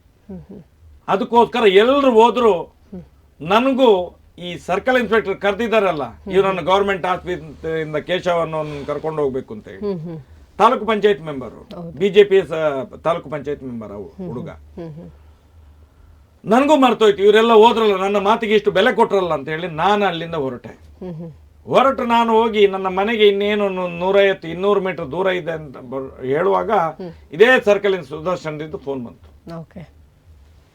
ಶೆಟ್ರೆ ಎಲ್ಲಿದ್ದೀರಿ ಅಂತ ಹೇಳಿ ನಾನು ಮನೆ ಹತ್ರ ಅದೇ ಸರ್. ಶೆಟ್ರೆ ಒಂದು ಧರ್ಮ ಸಂಕಟ ಆಯ್ತಲ್ಲ ಈಗ ಅಂತ ಹೇಳಿದ್ರು. ಏನು ಅಂತ ಕೇಳಿದೆ. SP ಅವ್ರು ಬರ್ತಾ ಇದ್ದಾರೆ ಅಂತ ಹೇಳಿ. ಬರ್ಲಿ, ಒಬ್ಬ ಆರೋಪಿ ಸಿಕ್ಕಿದಾನೆ ಅಂತ ಹೇಳಿದ್ರೆ ಅವ್ರು SP ಅವ್ರು ಬರೋದು ಇನ್ಯಾರು ಬರ್ತಾರೆ? ಇಷ್ಟು ದೊಡ್ಡ ಬ್ರೂಟಲ್ ರೇಪ್ ಅಂಡ್ ಮರ್ಡರ್ ಆಗಿದೆ, ಅದು ರಾಜ್ಯ ರಸ್ತೆಯಲ್ಲಿ ಆದಂತ ರೇಪ್ ಅಂಡ್ ಮರ್ಡರ್, ಬರದೇ ಇರ್ತಾರೆ, ಬರ್ಲೇಬೇಕಲ್ಲ ಅವರು, ಬರ್ಲಿ. ಏನು ಒಂದು ನನಗೆ ತುಂಬಾ ನೋವಿನ ವಿಷಯ. ಯಾಕೆ ಮಹೇಶ್ ಶೆಟ್ಟಿ ನಿಮ್ಮ ಮೇಲೆ ಕೇಸ್ ಮಾಡ್ಲಿಕ್ಕೆ ಹೇಳಿದ್ರು. ಅರೆ ನನ್ನ ಮೇಲೆ ನೀವೆಲ್ಲ ಕರೆದದ್ದು ಸರ್, ನನ್ನ ಮೇಲೆ ಯಾಕೆ ಕೇಸ್ ಅಂತ ಕೇಳಿದ್ರು. ಅವ್ರು ಹೇಳಿ ನಿಮ್ಗೆ ಗೊತ್ತಿದೆ ಅಲ್ಲ ಸರ್. ಸಾರ್ ಇದು ಎಂತ ನೀವು ಮಾಡ್ತಾ ಇದ್ದೀರಿ, ನೀವು ನನ್ನನ್ನು ಕರೆದದ್ದು, ನನ್ನ ಮೇಲೆ FIR ಮಾಡೋದು ಯಾವ ಕಾರಣಕ್ಕಂತ ಹೇಳಿ, ಯಾವ ಕಾರಣಕ್ಕಂತ ಹೇಳಿ. ಇಲ್ಲ ಸರ್ ಒಂದು ಕೇಸ್ ಮಾಡುವ, ಬರೀ ಒಂದು FIR ಮಾಡ್ಲಿಕ್ಕೆ ಹೇಳಿದ್ರು ನಿಮ್ಮ ಮೇಲೆ ಅಂತ ಹೇಳಿ. ನಾನು ಮತ್ತೆ ಎಷ್ಟೋ ಇಂಥ ಕೇಸ್ಗಳನ್ನು ಒಂದು 10, 35, 40 ಕೇಸುಗಳನ್ನ ಹಾಕೊಂಡು ನಾನು ಹೇಳಿದೆ, ಒಂದು ಮಗುವಿನ ಪ್ರಾಣವೇ ಹೋಗಿದೆ, ಒಂದು ಅಪ್ರಾಪ್ತ ಮಗುವಿನ ಪ್ರಾಣ, ಇನ್ನು ನನ್ನ ಮೇಲೆ ಒಂದು ಕೇಸ್ ಏನು, ಇನ್ನೂ ನಿಮ್ಮ ಪೊಲೀಸ್ ಡಿಪಾರ್ಟ್ಮೆಂಟ್ಗೆ ಅದು ಒಂದು ಸಂತೋಷ ಆದ್ರೆ ಒಂದು ಕೇಸ್ ಹಾಕಿಬಿಡಿ ನನ್ನ ಮೇಲೆ, ನೀವು ಬಚಾವ್ ಹಾಕೊಳ್ಳಿ ಅಂತ ಹೇಳಿದೆ. ನಾನು ಮನೆಗೆ ಹೋದೆ. ಮರುದಿವಸ ಬೆಳಿಗ್ಗೆ ಎದ್ದು ನನಗೆ ಇದೇ ಮೈನ್ ಇರೋದು ಕೇಸ್ ಯಾಕೆ ಹಾಕಿದ್ದು ಅಂತ ಹೇಳಿ. ನಾನು ಸ್ವಲ್ಪ ಹಠವಾದಿ, ನಾನು ಯಾಕಂತ ಬೇಕಲ್ಲ, ನಾನು ತಪ್ಪು ಮಾಡ್ಲಿಲ್ಲ, ನನ್ನನ್ನು ಅವರೇ ಕರೆದದ್ದು, ಪೊಲೀಸೇ ಕರೆದದ್ದು, ಪೊಲೀಸೇ ಕೇಸ್ ಮಾಡೋದು. ಅದೇ SP ಅಭಿಷೇಕ್ ಗೋಯಲ್ ಹೇಳಿದಂತ ಹೇಳ್ತಾರೆ ಅವರು ಅಂತ ಹೇಳಿ. ನೋಡುವಾಗ ನಾನು ಕೇಳಿದೆ, ಬೆಳಿಗ್ಗೆ ಎದ್ದು ಕೇಳಿದೆ, ಯಾರು, ಯಾಕೆ, ಎತ್ತ, ಏನು ಎಲ್ಲ ನನಗೆ ಆಗ್ಬೇಕೀಗ, ಯಾಕೆ ಅಂತೇಳಿ. ಇಲ್ಲ ಅದು SP ಸಾಹೇಬ್ರು ಹೇಳಿದ್ದು. SP ಸಾಹೇಬರಿಗೆ ಯಾಕೆ ಹೇಳ್ಬೇಕು, SP ಸಾಹೇಬರಿಗೆ ಏನು ಗೊತ್ತಿದೆ, ಅವ್ರೇನು ತ್ರಿಕಾಲ ಜ್ಞಾನಿ, ಅವರು ತ್ರಿಕಾಲ ಜ್ಞಾನಿ ಅಲ್ಲ, ಪರಮೇಶ್ವರ ಅಲ್ಲ ಅವರು, ದೇವರಲ್ಲ, ಅವ್ರಿಗೆ ಹೇಗೆ ಗೊತ್ತು ಇಲ್ಲಿ ಈ ರೀತಿಯೆಲ್ಲ ನಡೀತಿದೆ ಅಂತ ಹೇಳಿ, ನನ್ನ ಮೇಲೆ FIR ಆಗ್ಬೇಕು ಅಂತ ಹೇಳಿ. ಅಲ್ಲ ನಿಮ್ಗೆ ಗೊತ್ತಿದೆ ಅಲ್ಲ ಶೆಟ್ರೆ, ಅದ್ರ ಹಿಂದ್ಗಡೆ ತುಂಬಾ ದೊಡ್ಡವರೆಲ್ಲ ಇದ್ದಾರೆ. ಅರೆ ದೊಡ್ಡವರಿದ್ದಾರೆ, ಯಾರು ದೊಡ್ಡವರು? ಧರ್ಮಸ್ಥಳದಲ್ಲಿ ದೊಡ್ಡವರು ಯಾರು? ಅಣ್ಣಪ್ಪ ಸ್ವಾಮಿ ದೊಡ್ಡವರು, ಅದಕ್ಕಿಂತ ದೊಡ್ಡವರು ಮಂಜುನಾಥ ಸ್ವಾಮಿ, ಇನ್ಯಾರಿದ್ದಾರೆ ದೊಡ್ಡವರು? ಆ ಹೊತ್ತಿಗೆ ಹೇಳಿದ್ರು ದೊಡ್ಡವರ ಹೆಸರು ಹೇಳೇ ಬಿಟ್ರು ಇವರು. ಯಾರು? ಈ ಸುದರ್ಶನ್, ಆಗಿನ ಸರ್ಕಲ್ ಇನ್ಸ್ಪೆಕ್ಟರ್. ಅಷ್ಟೇ ಹೇಳಿದ್ದು ತಡ. ಹಾಗಾದ್ರೆ ಅತ್ಯಾಚಾರಿಗಳು ಇವರ ನನ್ನ ಮೇಲೆ ಯಾಕೆ ಹಾಕಿದ್ದು, ಯಾಕೆ FIR, ಏನ್ FIR ಹಾಕಿದ್ರಿ ಅಂತೇಳಿ. ಎಲ್ಲಿ ಧರ್ಮಸ್ಥಳದಲ್ಲಿ 6 ಗಂಟೆಗೆ 11/10/2012 6 ಗಂಟೆಯ ಆಸುಪಾಸಿನಲ್ಲಿ ಆದಂತ ಅಲ್ಲಿ ಏನು ಪೊಲೀಸ್ ಗಾಡಿಗೆಲ್ಲ ಕಲ್ಲೊಡೆದಿದ್ದಾರ, ಆ ಕೇಸನ್ನು ನಾನ್ ಬೇಲೇಬಲ್ ಕೇಸ್ ನನ್ನ ಮೇಲೆ ಹಾಕಿಬಿಟ್ರು. ಇದು 12ನೇ ತಾರೀಕಿಗೆ, 9/10/11/12ನೇ ತಾರೀಕಿಗೆ. ನಾನು ಹೇಳಿದೆ ನಾನ್ ಬೇಲೇಬಲ್ ಸರ್, ನಾನು ಎಲ್ಲಿದ್ದೆ ಸರ್ ಧರ್ಮಸ್ಥಳದಲ್ಲಿ? ನೀವೇ ಕರೆದು ಬಂದದ್ದು 8:30ಗೆ ಬೆಳ್ತಂಗಡಿಗೆ ಬಂದದ್ದು, ಧರ್ಮಸ್ಥಳಕ್ಕೆಲ್ಲ ಬೆಳ್ತಂಗಡಿ ಸ್ಟೇಷನ್ಗೆ ಬಂದದ್ದು. ಸರ್ ನಿಮ್ಗೆ ಗೊತ್ತಿದಲ್ಲ ಶೆಟ್ರೆ, ಏನು ಮಾಡೋದು ದೊಡ್ಡವರೆಲ್ಲ ಇದು ಮಾಡುವಾಗ ಅಂತ ಹೇಳಿ. ಹೆಸರು ನಿಮ್ಗೆ ನಾವು ಈಗ ಕಾನೂನಲ್ಲಿ ಹೆಸರು ಹೇಳಲಿಕ್ಕಿಲ್ಲ. ಈ ಕಾಮಂದರುಗಳಿದ್ದಾರೆ, ಅವ್ರದೆಲ್ಲ ಹೆಸರು ಹೇಳಲಿಕ್ಕಿಲ್ಲ. ಪ್ರತಿ ಬಾರಿ ಕೂಡ ಕಚ್ಚೆಗಳು ಅಂತ ತಾವು ಹೇಳ್ತಾ ಇರ್ತೀರಾ. ಅದಕ್ಕೋಸ್ಕರ ಹೇಳಲಿಕ್ಕೆ ಗೊತ್ತಿಲ್ಲ. ಈ ಹಿಂದಿನ ಕಾಲದಲ್ಲಿ ಇತ್ತು, ಹೆಂಡತಿ ಗಂಡನ ಹೆಸರು ಹೇಳಲಿಕ್ಕೆಲ್ಲ ಇಲ್ಲ ಅಂತ ಹೇಳಿ. ಅದೇ ರೀತಿ ಇದು ಈಗ ಹೆಂಡತಿ ಗಂಡನ ಹೆಸರು ಹೇಳ್ತಾರೆ, ನಿಮಗೆ ಹೇಳಲಿಕ್ಕಿಲ್ಲ, ನಮ್ಗೆ ಹೇಳಲಿಕ್ಕಿಲ್ಲ. ಅದು ಈ ದೇಶದ ಏನು ಪರಂಪರೆ ನನಗೆ ಗೊತ್ತಿಲ್ಲ, ಹೊಸ ಕಾನೂನು. ಹೌದು, ಇದೆಲ್ಲ ಆಯ್ತು. ಆದ ತಕ್ಷಣ ನಾನು ಹೇಳಿದೆ, ಹಾಗಾದ್ರೆ ಇವರೆಲ್ಲ ಅದ್ರ ಹಿಂದ್ಗಡೆ ಇದ್ದಾರೆ. ಅಭಿಷೇಕ್ ಗೋಯಲ್ ಕೂಡ ಆಗಿನ SP ಕೂಡ ಇದ್ದಾನೆ ಇದ್ರ ಹಿಂದ್ಗಡೆ. ಹಾಗಾದ್ರೆ ಹಾಗಾದ್ರೆ ಬೇಲ್ ತಗೊಳ್ಬೇಕು ಅಂತ ಹೇಳಿದ್ರು. ಬೇಲ್ ತಗೊಳ್ಬೇಕು ಅಂತ ಹೇಳಿ ನಾನು ಮನೆಯಲ್ಲಿ ಏನ್ ಮಾಡೋದಪ್ಪ, 5-6 ವರ್ಷ ಮನೆಯಲ್ಲಿ ತೋಟ ಗೀಟ ನೋಡ್ಕೊಂಡಿದ್ದು, ಪುನಃ ತಂದು ಕಾವಲಿಯಿಂದ ತೆಗೆದು ಬೆಂಕಿಗೆ ಹಾಕಿದ್ರಲ್ಲ ನನ್ನ ಅಂತ ಹೇಳಿ ಯೋಚನೆ ಮಾಡಿದೆ. ಮನೆಯಲ್ಲಿ ಮಧ್ಯಾಹ್ನ ಊಟ ಮಾಡಿ 1-2 ಗಂಟೆ 2:30 ಗಂಟೆ ಕೂತಿದ್ದೆ. ಒಬ್ಬ ಇದೇ ಡಿಪಾರ್ಟ್ಮೆಂಟ್ ಅಲ್ಲಿ ಇರುವವರೇ ಫೋನ್ ಮಾಡಿದ್ರು, ಮಹೇಶ್ ಅಣ್ಣ ಎಲ್ಲಿದ್ದೀರಿ ಅಂತ ಹೇಳಿ. ಮನೆಯಲ್ಲಿದ್ದೇನೆ ಓಡಿ ಅಂತ ಹೇಳಿದ್ರು. ಊಟ ಮಾಡ್ತಾ ಇದ್ದೇನೆ, ಕೈ ತೊಳಿಲಿಕ್ಕೆ ಊಟ ಮಾಡ್ತಾ ಇದ್ರು ಓಡಿ ನಿಮ್ಮನ್ನು ಎನ್ಕೌಂಟರ್ ಮಾಡಿ ಬಿಸಾಡ್ತಾರೆ ಅಂತ. ಅರೆ ಇದು ಎಂತದ್ದು ಎನ್ಕೌಂಟರ್ ಮಾಡೋದು? ಓಡಿ ಮಹೇಶಣ್ಣ ನೀವು ಫೋನ್ ಇಡ್ತೇನೆ ನಾನು, ಓಡಿ ನೀವು ಅಂತ ಹೇಳಿದ್ರು, ಫೋನ್ ಇಟ್ಬಿಟ್ರು. ನಾನು ಮನೆ ಬಿಟ್ಟು ಓಡಿದೆ. ಮನೆ ಬಿಟ್ಟು ಓಡಿದವನು ಒಂದೇ ತಿಂಗಳು ಜಾಮೀನು ಆದ ಮೇಲೆ ನಾನು ಬರೋದು. ಆವತ್ತು ತೀರ್ಮಾನ ಮಾಡಿದೆ, ಈ ಪ್ರಕರಣದಲ್ಲಿ ಯಾವ ಯಾವ ಅತ್ಯಾಚಾರಿಗಳಿದ್ದಾರೆ, ಯಾರ್ಯಾರು ಇದರ ರಕ್ಷಕರು ಇದ್ದಾರೆ, ಇವರು ಎಲ್ಲರನ್ನು ನೇನಿನ ಕುಣಿಕೆಯಲ್ಲಿ ನೋಡ್ಲೇಬೇಕು.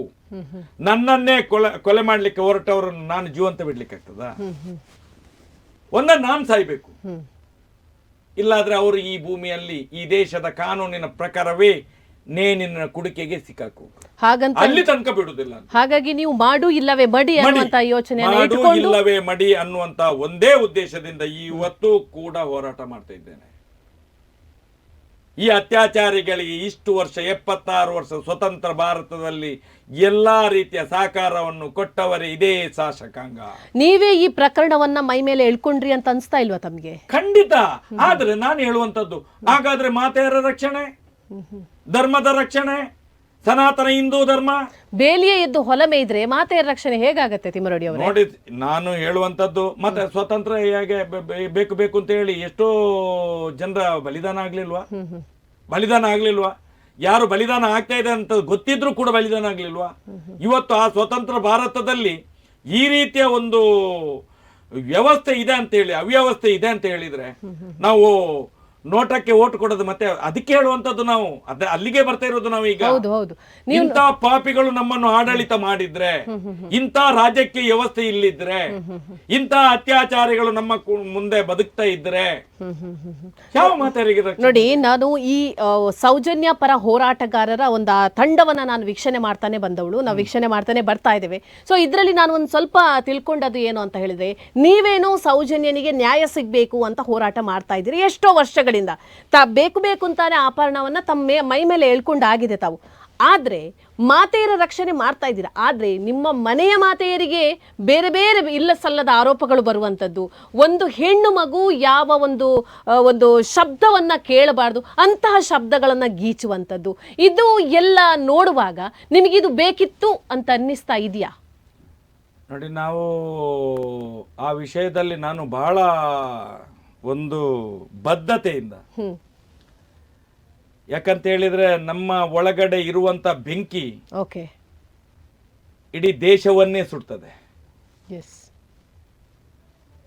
ಏನು ಸೌಜನ್ಯ ಹೋರಾಟಗಾರರ ಮನಸ್ಸಿನ ಒಳಗೆ ಇರುವಂತ ಬೆಂಕಿ ಇಡೀ ದೇಶವನ್ನೇ ಸುಡ್ತದೆ ಮುಂದಿನ ದಿನಗಳಲ್ಲಿ.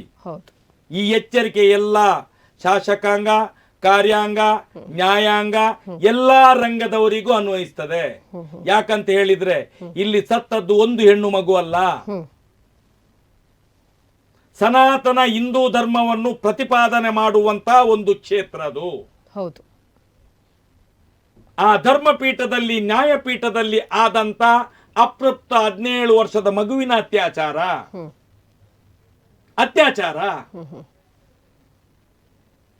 ಏನು ಸಾಮಾನ್ಯ ಅತ್ಯಾಚಾರ ಅಲ್ಲ. ಇಡೀ ಆ ಮಗುವನ್ನು ಕಚ್ಚಿ ಅಂಗಾಂಗಗಳಿಗೆ ಕಚ್ಚಿ ಅತ್ಯಾಚಾರ ಮಾಡಿ, ಯಾವ ರೀತಿಯಲ್ಲಿ ಚಿತ್ರಹಿಂಸೆಯನ್ನು ನೀಡಬೇಕು ಆ ರೀತಿಯಲ್ಲಿ ಕೊಲೆ ಮಾಡಿ ಆ ಮಗುವನ್ನು, ಯಾವುದೇ ಮೈ ಮೇಲೆ ಬಟ್ಟೆಗಳನ್ನು ಇಲ್ಲದ ಹಾಗೆ ಮಾಡಿ, ಎಲ್ಲೋ ನಾನು ಹೇಳ್ತೇನೆ, ಏನು ಬರ್ಬರತೆ ಅಂತ ಹೇಳಿದ್ರೆ ಇವತ್ತು ಆ ಕ್ರೋಧ ನಮ್ಮ ಮನಸ್ಸಿನಲ್ಲಿ ಉರಿತಾ ಇದೆ. ಅಂತ ಪಾಪಿಗಳನ್ನು ಕೂಡ ಈ ರಾಜ್ಯಕ್ಕೆ ವ್ಯಕ್ತಿಗಳು ಇವತ್ತು ಹೋಗಿ ಕೈಕಾಲನ್ನು ನೆಕ್ಕಿ ಬರುವಂತ ಪಾಪಿಗಳಿದ್ದಾರೆ. ಶಾಪ ನಿಮ್ಮ ಹೆಂಡತಿ ಮಕ್ಕಳಿಗೂ ಕೂಡ ಶಾಪ ಇದು. ನೀವು ತಾಯಿಯನ್ನು ಮಾತೆಯರು ಅಂತ ಹೇಳ್ತೀರಿ, ಭಾರತ ಮಾತೆ ಅಂತ ಹೇಳ್ತೀರಿ, ಪ್ರಕೃತಿ ಅಂತ ಹೇಳ್ತೀರಿ, ಧರ್ಮ ಅಂತ ಹೇಳ್ತೀರಿ. ಎಲ್ಲಿದೆ ಸ್ವಾಮಿ ಇದು? ಎಲ್ಲಿದೆ? ಇದೇನು ನಿಮ್ಮ ಮನೆ ಹೆಂಡತಿ ಮಕ್ಕಳಿಗೆ ಮಾತ್ರವ ಇದು? ನಿಮ್ಮ ಮನೆ ಹೆಣ್ಮಕ್ಳಿಗೆ ಮಾತ್ರವಾ ಏನು ರಾಜಕೀಯದವ್ರದ್ದು? ಹಾಗಾದ್ರೆ ನಮ್ಮ ಮನೆಯವರು ಏನಲ್ವಾ? ಇವತ್ತು ನೋಡಿ, ಮಟ್ಟಣ್ಣವರಿಗೆ 2 ಹೆಣ್ಮಕ್ಳಿದ್ದಾರೆ, ಅವರು ಅದೇ ಧರ್ಮಸ್ಥಳದಲ್ಲಿ ಮದುವೆ ಆದವರು. ಆ ಮಕ್ಕಳು ಒಂದು 9ನೇ ಕ್ಲಾಸ್, ಒಂದು 6ನೇ ಕ್ಲಾಸು, ಆ ಮಕ್ಕಳಿಗೆ ಏನು ಬರೀತಾರೆ, ಅಲ್ಲೇ ಮದುವೆ ಆಗಿದ್ದು ಧರ್ಮಸ್ಥಳದಲ್ಲಿ, ಎಲ್ಲ ಹುಟ್ಟಿದ್ದು ಅವರಿಗೆ ಈ ಮಕ್ಕಳು ಅಂತ ಹೇಳಿ ಹೇಳ್ತಾರೆ. ಎಂತ ಒಂದು ಇದು ಬರ್ಬರತೆ, ಇದು ಜೀವಂತ ಅತ್ಯಾಚಾರ ಮಾಡ್ತಾ ಇದ್ದಾರೆ ಇವತ್ತು ಹೆಣ್ಣು ಮಕ್ಕಳನ್ನು. ಅಂತವರಿಗೆ ಸಪೋರ್ಟ್ ಮಾಡುವಂತ ಈ ರಾಜಕೀಯ ಪಾಪಿಗಳು, ಕಾಂಗ್ರೆಸ್ ಇರಬಹುದು, ಬಿಜೆಪಿ ಇರಬಹುದು, ಅದಕ್ಕೆ ಅವು ಯಾವುದು ಸರಿ ಇಲ್ಲ ಅಂತೇಳಿ ತಾವು ನೋಟದ ಬೆನ್ನ ಹತ್ತಿದ್ದೀರಾ. ಹಾಗಾದ್ರೆ ಆ ನೋಟವನ್ನ ಯಾವ ರೀತಿ ಕಾರ್ಯರೂಪಕ್ಕೆ ತರ್ತೀರಾ, ಹೇಗೆ ಅದನ್ನ ನೀವು ನೋಡಿ ಅದನ್ನೇ ಹೇಳುವಂತದ್ದು. ನಾವು ಇವತ್ತು ಅದನ್ನ ಹೇಳಿದ್ರೆ ಇವ್ರು ಹೇಳ್ತಾರೆ ಹಿಂದುತ್ವ ಅಂತೆ, ದೇಶ ಅಂತೆ. ನೀವು ಹಿಂದುತ್ವ ಅಂತಾನೆ ನೀವು ಇಡೀ ಯೌವನವನ್ನ ಆ ಹಿಂದುತ್ವಕ್ಕೋಸ್ಕರ ನೀವು ಮುಡಿಪಾಗಿಟ್ಟವರು. ಇವಾಗ ಹಿಂದುತ್ವ ಅಂತ ಹೇಳಿದ್ರೆ ಯಾಕೆ ನಿಮ್ಗೆ ಇಷ್ಟು ಎಲರ್ಜಿ? ನಾನು ಹೇಳುವಂತದ್ದು ಹಿಂದುತ್ವ ಎಲರ್ಜಿ ಅಲ್ಲ.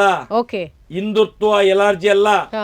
ಹಿಂದುತ್ವದ ಒಳಗೆ ಇರುವಂತ ಕಿರಾತಕರಿದ್ದಾರಲ್ಲ, ಹಿಂದುತ್ವದ ಹೆಸರಿನಲ್ಲಿ ಇವತ್ತು ಪಾಪಿಗಳು ಓಟಿನ ಬೇಟೆಗಾಗಿ, ನೋಟಿನ ಬೇಟೆಗಾಗಿ ಸನಾತನ ಹಿಂದೂ ಧರ್ಮವನ್ನು ನಾನು ಹೇಳುವಂತದ್ದು. ಹಾಗಾದ್ರೆ ಧರ್ಮಸ್ಥಳ ಯಾರ್ದು? ಸನಾತನ ಹಿಂದೂ ಧರ್ಮಸ್ಥಳ ದೇವಸ್ಥಾನ ಅದು. ಮಂಜುನಾಥ ಯಾರ್ದು? ಸನಾತನ ಹಿಂದೂಗಳ ದೇವಸ್ಥಾನ ಅದು. ಅಣ್ಣಪ್ಪ ಸ್ವಾಮಿ ಯಾರ್ದು? ಸನಾತನ ಹಿಂದೂಗಳಿದ್ದದ್ದು. ಯಾರಿದ್ದಾರೆ ಅಲ್ಲಿ? ಯಾರಿದ್ದಾರೆ? ನಾವು ಇವತ್ತು ಎಲ್ಲಾ ರಂಗಗಳಲ್ಲೂ ನಾನು ಈ ದೇಶದಲ್ಲಿ ಮಾತ್ರ ಅಲ್ಲ, ಇಡೀ ವಿಶ್ವದಲ್ಲಿ ಆ ಧರ್ಮಸ್ಥಳದಲ್ಲಿ ಇರುವವರ ಮೇಲೆ ಹಾಕುವಷ್ಟು ಕೇಸಿಗೆ ಬೇಕಾದಷ್ಟು ಸಾಕ್ಷಿಗಳಿದ್ದಾವೆ. ವಿಶ್ವದಲ್ಲಿ ಯಾವದೇ ಒಬ್ಬರ ಮೇಲೆ ಅಷ್ಟು ಕೇಸ್ ಹಾಕ್ಲಿಕ್ಕೆ ಆಗುದಿಲ್ಲ. ಅಷ್ಟು ಕೇಸ್ ಹಾಕಲಿ, ಕ್ರಿಮಿನಲ್ ಇರ್ಬೋದು, ಸಿವಿಲ್ ಇರ್ಬೋದು, ಯಾವ ರೀತಿಯ ದಾವೆಗಳನ್ನು ಈ ಸರ್ಕಾರಗಳು ಮಾಡಿದ್ರೆ ಮನಸ್ಸು ಬೇಕು, ಅವರಿಗೆ ಮನಸ್ಸು ಬೇಕು. ಇವ ಆರೋಪಿ ಇದ್ದಾನೆ ಅಂತ ಹೇಳಿ ನಮ್ಮ ಮೇಲೆ ಸುಳ್ಳು ಮಾಡ್ತಾರಲ್ವಾ, ಬೇಡ, ಇವರಿಗೆ ದಾಖಲೆಗಳನ್ನು ಕೊಡ್ತೇವೆ. ಏನು ಯಾವ ಈ ಅಧಿಕಾರಶಾಹಿಗಳೆಲ್ಲ ಇದಾರಲ್ಲ ಅವರಿಗೆಲ್ಲ ದಾಖಲೆಗಳನ್ನು ಕೊಡ್ತೇವೆ. ಈಗ ಉದಾಹರಣೆಗೆ ಸೋಮನಾಥ್ ನಾಯ್ಕರು ಎಷ್ಟು 3-4 ಬುಕ್ ಮಾಡಿದ್ದಾರೆ. ಅವರು ಬೊಬ್ಬೆ ಹೊಡಿತಾ ಇದ್ದಾರೆ. 350 ಕ್ರಿಮಿನಲ್ ಮೊಕದ್ದಮೆ ದಾಖಲು ಮಾಡಬಹುದು ಇದೇ ಈ ದಾಖಲೆಗಳಲ್ಲಿ ಅಂತ ಹೇಳಿ. ಎಲ್ಲರಾಗಿದೆ, ಕೇಸ್ ಆಗಿದೆಯಾ ಈ ದೇಶದಲ್ಲಿ? ಹಾಗಾದ್ರೆ ಎಷ್ಟು ಕಾನೂನಿದೆ? ಮಹೇಶ್ ಶೆಟ್ಟಿಗೆ ಒಂದು ಕಾನೂನು, ನಿಮ್ಗೆ ಮಾಧ್ಯಮದವರಿಗೆ ಒಂದು ಕಾನೂನು, ಈ ರೀತಿ ಅತ್ಯಾಚಾರ ಮಾಡಿ ಮಕ್ಕಳನ್ನು ಬಿಸಾಡುವವರಿಗೆ ಒಂದು ಕಾನೂನು, ಈ ರಾಜಕೀಯದವರಿಗೆ ಒಂದೊಂದು ಕಾನೂನು. ಎಲ್ಲ ಅವರವರ ಲೆವೆಲ್ ಅನ್ನ ನೋಡ್ಕೊಂಡು ಕಾನೂನು ಕೆಲಸ ಮಾಡ್ತಾ ಇದೆ ಅಂತ ಖಂಡಿತ. ಅದಕ್ಕೋಸ್ಕರವೇ ಹೇಳುವಂತದ್ದು, ನಮ್ಗೆ ಯಾವುದು ಸರಿ ಕಾಣೋದಿಲ್ಲ. ಈ ದೇಶ ಇನ್ನೊಂದು ಸ್ವಾತಂತ್ರ್ಯ ಯುದ್ಧಕ್ಕೆ ರೆಡಿ ಆಗ್ಬೇಕಾಗ್ತದೆ, ಹಣಿ ಆಗ್ಬೇಕಾಗ್ತದೆ. ಅದಕ್ಕೋಸ್ಕರ ನೋಟದ ಒಂದು ಅಭಿಯಾನ, ನೋಟದ ಮೂಲಕ ಅದನ್ನು ತೋರಿಸ್ತೀರಾ. ನೋಟದ ಬಗ್ಗೆ ಹೇಳಿ ಸರ್, ಯಾವ ರೀತಿಯಲ್ಲಿ ಮುಂದೆ ಹೋಗ್ತೀರಾ? ಇವಾಗ ನಾವು ಯೋಚನೆ ಮಾಡ್ತಾ ಇದ್ವು, ಈ ನೋಟ ಅಂತ ಬರುವ ಬದಲು ತುಂಬಾ ಜನ ಹೇಳ್ತಾ ಇದ್ರು ಈ ರೀತಿಯ ಹೋರಾಟವನ್ನ ನಡ್ಕೊಂಡು ಬರ್ತಾ ಇದ್ದಾರೆ ಮಹೇಶ್ ಶೆಟ್ಟಿ ತಿಮ್ರೋಡಿ ಅವರು. ಈ ಬಾರಿ ಅವರು ಬಂಡಾಯವಾಗಿ ಅಭ್ಯರ್ಥಿ ಆಗಬಹುದು ಅಥವಾ ಅದರ ಮೂಲಕ ಅವರು ಹೋರಾಟ ಮಾಡಬಹುದು ಅಂತ ಅನ್ಕೊಂಡಿದ್ರು. ಆದ್ರೆ ಇಲ್ಲಿ ಒಂದು ಟ್ವಿಸ್ಟ್ ಬಂದಿರುವಂತದ್ದು, ಅದು ಯಾವುದನ್ನು ಕೂಡ ಅಪೇಕ್ಷೆ ಮಾಡದೆ ತಾವು ನೋಟಾ ಅನ್ನುವಂಥ ಒಂದು ಏನು ಎಲೆಕ್ಷನ್ ಟೈಮಲ್ಲಿ ನೋಟಾ ಪ್ರೆಸ್ ಮಾಡೋದ್ರ ಮೂಲಕ ಒಂದು ಆಡಳಿತ ವ್ಯವಸ್ಥೆಯನ್ನು ಸರಿ ಮಾಡಬೇಕು ಅಂತ ತಾವು ಹೊರಟಿದ್ದೀರಾ. ಸೊ ಇದು ಹೇಗೆ ಕಾರ್ಯಾಚರಿಸುತ್ತೆ ಸರ್? ಇದು ಯಾವ ರೀತಿಯಲ್ಲಿ ಮುಂದೆ ಕೊಂಡೋಗ್ತೀರಾ? ಇವತ್ತು ನೋಡಿ, ಯಾರು ದುಡ್ಡು ತೆಕೊಂಡು ಮತ ಚಲಾವಣೆ ಮಾಡ್ತಾರೋ ಅವನಿಗೆ ಎಲೆಕ್ಷನ್ ಬೇಕು, ಅವನಿಗೆ ಎಲೆಕ್ಷನ್ ಬೇಕು. ಓಕೆ, ಅಧಿಕಾರದಲ್ಲಿ ಯಾರು ಇರ್ತಾರೆ, ಯಾರು ಬಿಡ್ತಾರೆ, ಯಾವ ದೇಶ, ಗ್ರಾಮ, ತಾಲೂಕು, ಜನಸಾಮಾನ್ಯ ಯಾವುದು ಇಲ್ಲ. ಯಾವ ಪಾರ್ಟಿಯವನು ಹೆಚ್ಚು ದುಡ್ಡು ಕೊಡ್ತಾನೆ ಅವನ ಜೊತೆ ಸೇರ್ಕೊಂಡು ವೋಟ್ ಮಾಡುವಂತ ವ್ಯವಸ್ಥೆ ನಿರ್ಮಾಣ ಆಗಿದೆ. ಒಂದು ಎಲೆಕ್ಷನ್ಗೆ ಒಬ್ಬೊಬ್ಬ MLA MP ಗಳು, ಇವತ್ತು ನಾನು ಹೇಳುವಂತದ್ದು, ಈ ಒಂದು ಚುನಾವಣೆಯಲ್ಲಿ ಈಗ ಒಬ್ಬೊಬ್ಬ MP 100-150 ಕೋಟಿ ಖರ್ಚು ಮಾಡ್ತಾನೆ. ಎಲ್ಲಿಂದ ಬರ್ತದೆ? ಚುನಾವಣಾ ಆಯೋಗ ಇವತ್ತು ಅಲ್ಲಲ್ಲಿ ಗೇಟ್ಗಳನ್ನ ಹಾಕ್ತದೆ. ಪಾಪದ 50-100 ಕಿಸೆಯಲ್ಲಿ ಇಟ್ಕೊಂಡು ಹೋದ್ರೆ ತನಿಖೆ ಮಾಡ್ತಾರೆ. ಈ 100-150 ಕೋಟಿ ಜನಸಾಮಾನ್ಯರಿಗೆ ಮುಟ್ಟೋದು ಏಕೆ? ಒಂದು ಓಟಿಗೆ 5,000, 10,000, 25,000 ತನಕ ಲೆಕ್ಕ ಮಾಡ್ತಾರೆ ವಿಧಾನಸಭಾ ಚುನಾವಣೆಯಲ್ಲಿ. ಈ MP ಎಷ್ಟು ಮಾಡಬಹುದು? ಇದು ಎಲ್ಲಿಂದ ಬರ್ತದೆ? ಇದು ಎಲ್ಲ ಯಾರ್ಯಾರ ಕೈಗೆ ಹೋಗುದು ಹೇಗೆ? ಇದನ್ನೆಲ್ಲ ನೋಡುವಾಗ ಈ ದೇಶದ, ನಾನು ಹೇಳುವಂತದ್ದು ಸ್ವತಂತ್ರ ಭಾರತ ಅಲ್ಲ, ಇದು ಸ್ವತಂತ್ರ ಇಲ್ಲದ ಭಾರತ ಅಂತ ಕಾಣ್ತಾ ಉಂಟು ನಮ್ಗೆ. ಇವತ್ತು ಸ್ವತಂತ್ರ ಇಲ್ಲದ ಭಾರತ ಅಂತ ಕಾಣ್ತಾ ಉಂಟು. ಅದಕ್ಕೋಸ್ಕರ ನೋಟಾ ಅಭಿಯಾನವನ್ನು ಯಾರು ಮಾಡ್ಬೇಕಿತ್ತು? ಇದು ಎಲ್ಲಿಂದ ಬಂದದ್ದು? ಚುನಾವಣಾ ಆಯೋಗ ಮಾಡ್ಬೇಕು ಸ್ವಾಮಿ. ಉದಾಹರಣೆಗೆ ನೋಡಿ, ನಮ್ಮ ಪ್ರಸನ್ನ ರವಿ ಅವರು ಮೊನ್ನೆ DC ಕಚೇರಿಯಲ್ಲಿ ಅವ್ರದ್ದು ಯಾರೋ ಒಬ್ರು AC ಇದ್ದಾರೆ, ಡಾಕ್ಟರ್ ಸಂತೋಷ್ ಅಂತ ಹೇಳಿ, ಅವ್ರ ಹತ್ರ ಹೋಗ್ತಾರೆ. ಅವ್ರು ಏನ್ ಹೇಳ್ತಾರೆ? ಅಲ್ಲಿ ಮೇಲೆ ಒಂದೆರಡು ಮೂರು ಚಿಹ್ನೆ ಇದೆ, ನಿಮ್ಗೆ ಬೇಕಾದ ಚಿಹ್ನೆಗೆ ಒತ್ತಿ, ನಿಮ್ಗೆ ನೋಟ ಯಾಕೆ? ಇವರು ಕೇಳಲಿಕ್ಕೆ ಹೋಗಿದ್ದು ನೋಟವನ್ನು ನಾವು ಜನಸಾಮಾನ್ಯರು, ನಮ್ಗೆ ಅನ್ಯಾಯ ಆಗಿದೆ, ನಮ್ಗೆ ಈ ಶಾಸಕಾಂಗದ ಮೇಲೆ ನಂಬಿಕೆ ಇಲ್ಲ, ಕಾರ್ಯಾಂಗದ ಮೇಲೆ ನಂಬಿಕೆ ಇಲ್ಲ, ಇಲ್ಲಿ ಇಂತ ಅತ್ಯಾಚಾರಿಗಳು ಇವತ್ತು ಕೂಡ ತಿರುಗ್ತಾ ಇದ್ದಾರೆ. ನಾವು 12 ವರ್ಷದಿಂದ ಹೋರಾಟ ಮಾಡ್ತಿದ್ದೇವೆ. ಇವತ್ತು ಸಾಧಾರಣ ಒಂದು 10 ರಿಂದ 15 ಸಾವಿರ ಕೋಟಿಯನ್ನು ಬಡ್ಡಿಯಲ್ಲಿ ಬಿಟ್ಟಿದ್ದಾರೆ. ಜನಗಳ ರಕ್ತವನ್ನು ಈರ್ತಾ ಇದ್ದಾರೆ. ಅದನ್ನು ನಿಲ್ಲಿಸಬೇಕು. ಅದಕ್ಕೋಸ್ಕರ ನೋಟಕ್ಕೆ ಓಟು ಕೊಡಬೇಕು. ಯಾರ್ಯಾರ ಜಾಗಗಳನ್ನು ಒಳಗೆ ಹಾಕಿದ್ದಾರೆ, ಭೂದಾಯಿಗಳಿದ್ದಾರೆ, ಅದನ್ನು ನಿಲ್ಲಿಸಬೇಕು. ಅದಕ್ಕೋಸ್ಕರ ನೋಟಕ್ಕೆ ಓಟು ಕೊಡಬೇಕು. ನಮ್ಗೆ ನೋಟದ ಯಾವ ರೀತಿಯಲ್ಲಿ ಪ್ರಚಾರ ಆಗ್ಬೇಕು ಅಂತ ಹೇಳಿ ಅಂತ ಹೇಳಿದ್ರೆ ಅವ್ರು ಹೇಳ್ತಾರೆ ಅಲ್ಲಿ ಮೇಲೆ 2-3 ಚಿತ್ರ ಇದೆ, ಅವ್ರು ಯಾರು ಬೇಕಾಗ್ತಾರೆ ನೋಡಿ, ಅದಕ್ಕೆ ಮಾತಾಡಿ, ನಿಮ್ಗೆ ನೋಟ ಯಾಕೆ ಅಂತ ಅವ್ರು ಕೇಳ್ತಾರೆ. ಯಾರಿಗೆ? ಪ್ರಸನ್ನ ರವಿ ಅವರು ಕೂಡ ಒಂದು ಎಜುಕೇಟೆಡ್ ಪರ್ಸನ್. ಅವರಿಗೆ ಕಾನೂನಿನ ಎಲ್ಲಾ ಮಾಹಿತಿಗಳು ಅವ್ರ ಹತ್ರ ಇದೆ. ಇವ್ರು ಯಾರೋ ಒಬ್ರು ಬಂದು ಕೇಳ್ತಾರೆ, ಅವಿದ್ಯಾವಂತರು ಅಂತ ತಿಳ್ಕೊಂಡು ಈ ರೀತಿ ಹೇಳ್ತಾ ಇದ್ದಾರೆ. ಹಾಗಾದ್ರೆ ಇದು ಕಾನೂನಿನ ಉಲ್ಲಂಘನೆ ಅಲ್ವಾ? ಇದು ಈ ದೇಶದ ಸಂವಿಧಾನದ ಉಲ್ಲಂಘನೆ ಅಲ್ವಾ? ಈ ದೇಶದ ಪ್ರಜಾಪ್ರಭುತ್ವದ ಉಲ್ಲಂಘನೆ ಅಲ್ವಾ? ನಾವು ಯಾರ ಹತ್ರ ಕೇಳುದ? ಇದೇ 12 ವರ್ಷದಿಂದ ಕಾನೂನು, ನ್ಯಾಯ, ಪೊಲೀಸ್, ಪಕ್ಷಗಳು ಎಲ್ಲಿ ನೋಡಿದ್ರು ಭ್ರಷ್ಟಾಚಾರ ಭ್ರಷ್ಟಾಚಾರ ಭ್ರಷ್ಟಾಚಾರ ಬಿಟ್ರೆ ಏನು ಕಾಣುದಿಲ್ಲ ಸ್ವಾಮಿ. ಇವತ್ತು ಜನಗಳು ಹೇಳ್ತಾ ಇದ್ದಾರೆ ಚುನಾವಣೆ ಬಹಿಷ್ಕಾರ, ಚುನಾವಣೆ ಬಹಿಷ್ಕಾರ, ಚುನಾವಣೆ ಬಹಿಷ್ಕಾರ. ನಾವು ಇವತ್ತೇನು ಹೇಳ್ತಿದ್ದೇವೆ? ಬಹಿಷ್ಕಾರ ಮಾಡಬೇಡಿ, ನಮ್ಗೆ ಹಕ್ಕು ಕೊಟ್ಟಿದೆ ಈ ದೇಶದ ಕಾನೂನು. ನೋಟದ ಮುಖಾಂತರ ಈ ದೇಶದ ಎಲ್ಲಾ ರಾಜ್ಯಗಳಲ್ಲೂ ಕೂಡ ಈಗ ಉದಾಹರಣೆಗೆ ಬಿಹಾರದಲ್ಲಿ ಒಂದು ಜಿಲ್ಲೆಯಲ್ಲಿ, ಆ ಜಿಲ್ಲೆಯಲ್ಲಿ ಏನಾಯ್ತು ಅಂತ ಹೇಳಿದ್ರೆ ಎಲ್ರು ಎಲೆಕ್ಷನ್ಗೆ ನಿಂತವ ಎಲ್ಲ ಕೊಲೆಗಡಕರೇ ಇದ್ದದ್ದು, ಸಮಾಜ ದ್ರೋಹಿಗಳೇ ಇದ್ದದ್ದು. ಎಲ್ಲಾ ಪಾರ್ಟಿಯವರು, ಬಿಜೆಪಿ ಇರ್ಬಹುದು, ಕಾಂಗ್ರೆಸ್ ಇರ್ಬಹುದು, JDU JDS, ಪಕ್ಷೇತರ ಈ ಕ್ಷೇತ್ರ, ಬಿಹಾರ್ ಅಂತ ಹೇಳಿದ್ರೆ ನಿಮ್ಗೆ ಗೊತ್ತಿದೆ, ಎಲ್ರು ಕೊಲೆಗಡಕರೇ ಇದ್ದದ್ದು. ಜನರು ತೀರ್ಮಾನ ಮಾಡಿದ್ರು ಯಾರಿಗೂ ಓಟು ಕೊಡ್ಲಿಕ್ಕೆಲ್ಲ ಅಂತ. ಅಲ್ಲಿ ತನಕ ಮಾತಾಡ್ಲಿಕ್ಕೆ ಆಗ್ತಿರ್ಲಿಲ್ಲ, ಮಾತಾಡಿದವ ಹೋದ್ನೆ. ಅಲ್ಲಿ ಏನಂತ ಹೇಳಿದ್ರೆ ಬಾಕ್ಸ್ಗಳನ್ನೇ ಎತ್ಕೊಂಡು ಹೋಗ್ತಾರೆ. ಜನಗಳನ್ನು ಕೊಲೆ ಮಾಡುದು ಬಿಡಿ ಅಂತ ಪರಿಸ್ಥಿತಿಯಲ್ಲಿ ಜನಗಳು ಒಳಗಿಂದ ಒಳಗಡೆ ಒಂದು ಬೆಂಕಿ ಹಾಕ್ತಾರೆ. ಯೋಚನೆ ಮಾಡ್ತಾರೆ ಈ ಎಲೆಕ್ಷನ್ ಅಲ್ಲಿ ಏನಾದ್ರೂ ಮಾಡಿ ನಾವು ಒಂದು ತೀರ್ಮಾನ ಮಾಡಬೇಕು ಅಂತ. ಆ ಒಂದು ಜಿಲ್ಲೆಯಲ್ಲಿ 51,560 ಮತಗಳು ನೋಟಕ್ಕೆ ಬೀಳ್ತದೆ. ಅದೇ ಒಂದು ವಿಷಯವನ್ನು ಈ ದೇಶದ ಸಂವಿಧಾನದವರು ಅದನ್ನು ತುಲನೆ ಮಾಡ್ತಾರೆ, ಇದು ಯಾಕೆ ಬಿತ್ತು ಅಂತ ಹೇಳಿ.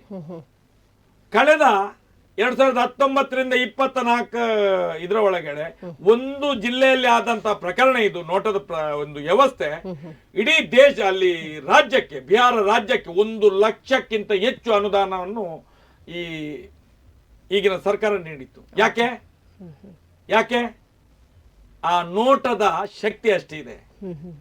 ನಾನು ನಿನ್ನೆ ಒಂದು ಕಡೆಯಲ್ಲಿ ಹೇಳಿದ್ದೇನೆ, ನಾನು ಕಡಬದಲ್ಲಿ ಚಾರ್ವಾಕ ಅಂತ ಹೇಳಿ ಗ್ರಾಮ ಇದೆ. ಚಾರ್ವಾಕ ಗ್ರಾಮದಲ್ಲಿ 2016ರಲ್ಲಿ ಆದಂತಹ ಒಂದು ಜಿಲ್ಲಾ ಪಂಚಾಯತ್ ಚುನಾವಣೆ. ನಾವು ಎಲ್ಲೆಲ್ಲಿ ಹೋಗ್ಬೇಕಂತಿಲ್ಲ. ಕರ್ನಾಟಕ ರಾಜ್ಯದ ದಕ್ಷಿಣ ಕನ್ನಡ ಜಿಲ್ಲೆಯ ಇವತ್ತೇನು 8 ಕ್ಷೇತ್ರ ಇದೆ, ಅದರಲ್ಲಿ ಒಂದು ಇದು ಕಡಬ ಕ್ಷೇತ್ರದಲ್ಲಿ ಆದಂತ ಒಂದು ಘಟನೆ 2016ರಲ್ಲಿ ಡಿಸೈಡ್ ಮಾಡ್ತಾರೆ, ನಾವು ಓಟೆ ಹಾಕುದಿಲ್ಲ, ಬಹಿಷ್ಕಾರ, ಮತ ಬಹಿಷ್ಕಾರ ಅಂತ ಹೇಳಿ. ಆಗ ಈಗ ನಮ್ಮ ಇಲ್ಲಿ ರಾಜೇಂದ್ರ ಕುಮಾರ್ ಅಂತ ಹೇಳಿ ಮೈಸೂರಲ್ಲಿ DC ಇದ್ದಾರೆ ಈಗ. ಅವರ ಆಗ ಪುತ್ತೂರಿನ AC ಆಗಿದ್ರು. ಅವರ ಆ ಭಾಗಕ್ಕೆ ಹೋಗ್ತಾರೆ, ಯಾಕೆ ಬಹಿಷ್ಕಾರ ಮಾಡ್ತಾ ಇದ್ದೀರಿ ಅಂತ ಹೇಳಿ. ಆಡಳಿತ ಈ ಕೆಲಸ ಮಾಡ್ಲೇಬೇಕಲ್ಲ. ಅವ್ರು ಹೋದಾಗ ಹೇಳ್ತಾರೆ, ನಮ್ಗೆ ಇಷ್ಟ ತನಕ ನಮ್ಮ ಚಾರುಕ ಗ್ರಾಮದಲ್ಲಿ ಮಾರ್ಗಗಳಾಗ್ಲಿಲ್ಲ, ಇಂಥ ತೊಂದರೆಗಳಿದ್ದಾವೆ, ನಾವು ಈ ಸಲ ಮತದಾನ ಮಾಡೋದೇ ಇಲ್ಲ ಅಂತ ಹೇಳಿ. ಇದು 2016ರಲ್ಲಿ. ಆಗ ಆ AC ಅವರಾಗ ಹೇಳ್ತಾರೆ, ನೀವು ಬಹಿಷ್ಕಾರ ಮಾಡಬೇಡಿ, ಬಹಿಷ್ಕಾರ ಇದಕ್ಕೆ ಪರಿಹಾರ ಅಲ್ಲ. ಈ ದೇಶದ ಕಾನೂನು ಒಂದು ವ್ಯವಸ್ಥೆಯನ್ನು ಮಾಡಿದೆ ನೋಟಕ್ಕೆ ನಿಮ್ಮ ಮತವನ್ನು ಕೊಡಿ ಅಂತ ಹೇಳಿ. ಆ ಒಂದು ಬೂತಿನಲ್ಲಿ ಇವರು ಯಾರು ಮತ ಬಹಿಷ್ಕಾರ ಮಾಡುವಂತಹ ಬೂತಿನಲ್ಲಿ 164 ಮತಗಳು ನೋಟಕ್ಕೆ ಬಿದ್ದವು.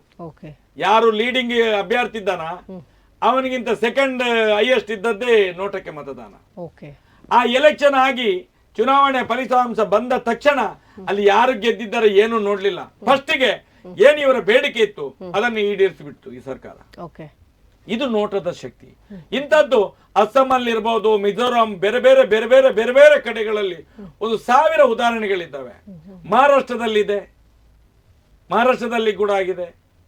ಕೆಲವರು ಕೇಳ್ತಾರೆ ನೋಟದಲ್ಲಿ ಒಂದು ವೇಳೆ ನೋಟವೇ ಗೆದ್ರೆ ಏನ್ ಮಾಡ್ತೀರಿ? ನೋಟವೇ ಗೆದ್ರೆ ರಿಎಲೆಕ್ಷನ್ ಆಗ್ತದೆ. ಓಕೆ. ಅದಕ್ಕೂ ಮೊನ್ನೊಬ್ರು ಕೇಳಿದ್ರು, ಹೌದು ರಿಎಲೆಕ್ಷನ್ ಅಂದ್ರೆ ಪುನಃ ನೋಟವೇ ಗೆದ್ರೆ ಏನ್ ಮಾಡ್ತೀರಿ? ಆಗ ಯಾರು ಸೆಕೆಂಡ್ ಹೈಯೆಸ್ಟ್ ಇರ್ತಾನ ಅವನಿಗೆ ಕೊಡ್ತಾರೆ, ಅವನು ವಿನ್ನಿಂಗ್ ಕ್ಯಾಂಡಿಡೇಟ್ ಅಂತ ಹೇಳಿ. ಇದು ನೋಟದ ಒಂದು ವ್ಯವಸ್ಥೆ. ಈ ವ್ಯವಸ್ಥೆ ಎಷ್ಟು ಚೆನ್ನಾಗಿದೆ ಅಂತ ಹೇಳಿದ್ರೆ, ಈ ದೇಶದಲ್ಲಿ ಪ್ರಬುದ್ಧ ಮತದಾರರಿಗೆ ಈ ದೇಶದ ಸಂವಿಧಾನ ಕೊಟ್ಟಂತ ಒಂದು ದೊಡ್ಡ ಒಂದು ಶಕ್ತಿ ಅದು. ಆ ಶಕ್ತಿಯನ್ನು ದಕ್ಷಿಣ ಕನ್ನಡದಿಂದ ಸೌಜನ್ಯಳ ಹೆಸರಿನಿಂದಲೇ ಇದನ್ನೊಂದು ನಾವು ಸಮಾಜಕ್ಕೆ ತೋರಿಸಬೇಕು, ಇಡೀ ದೇಶದ ಜನರಿಗೆ ತೋರಿಸುವ ಅನ್ನುವಂತ ಒಂದು.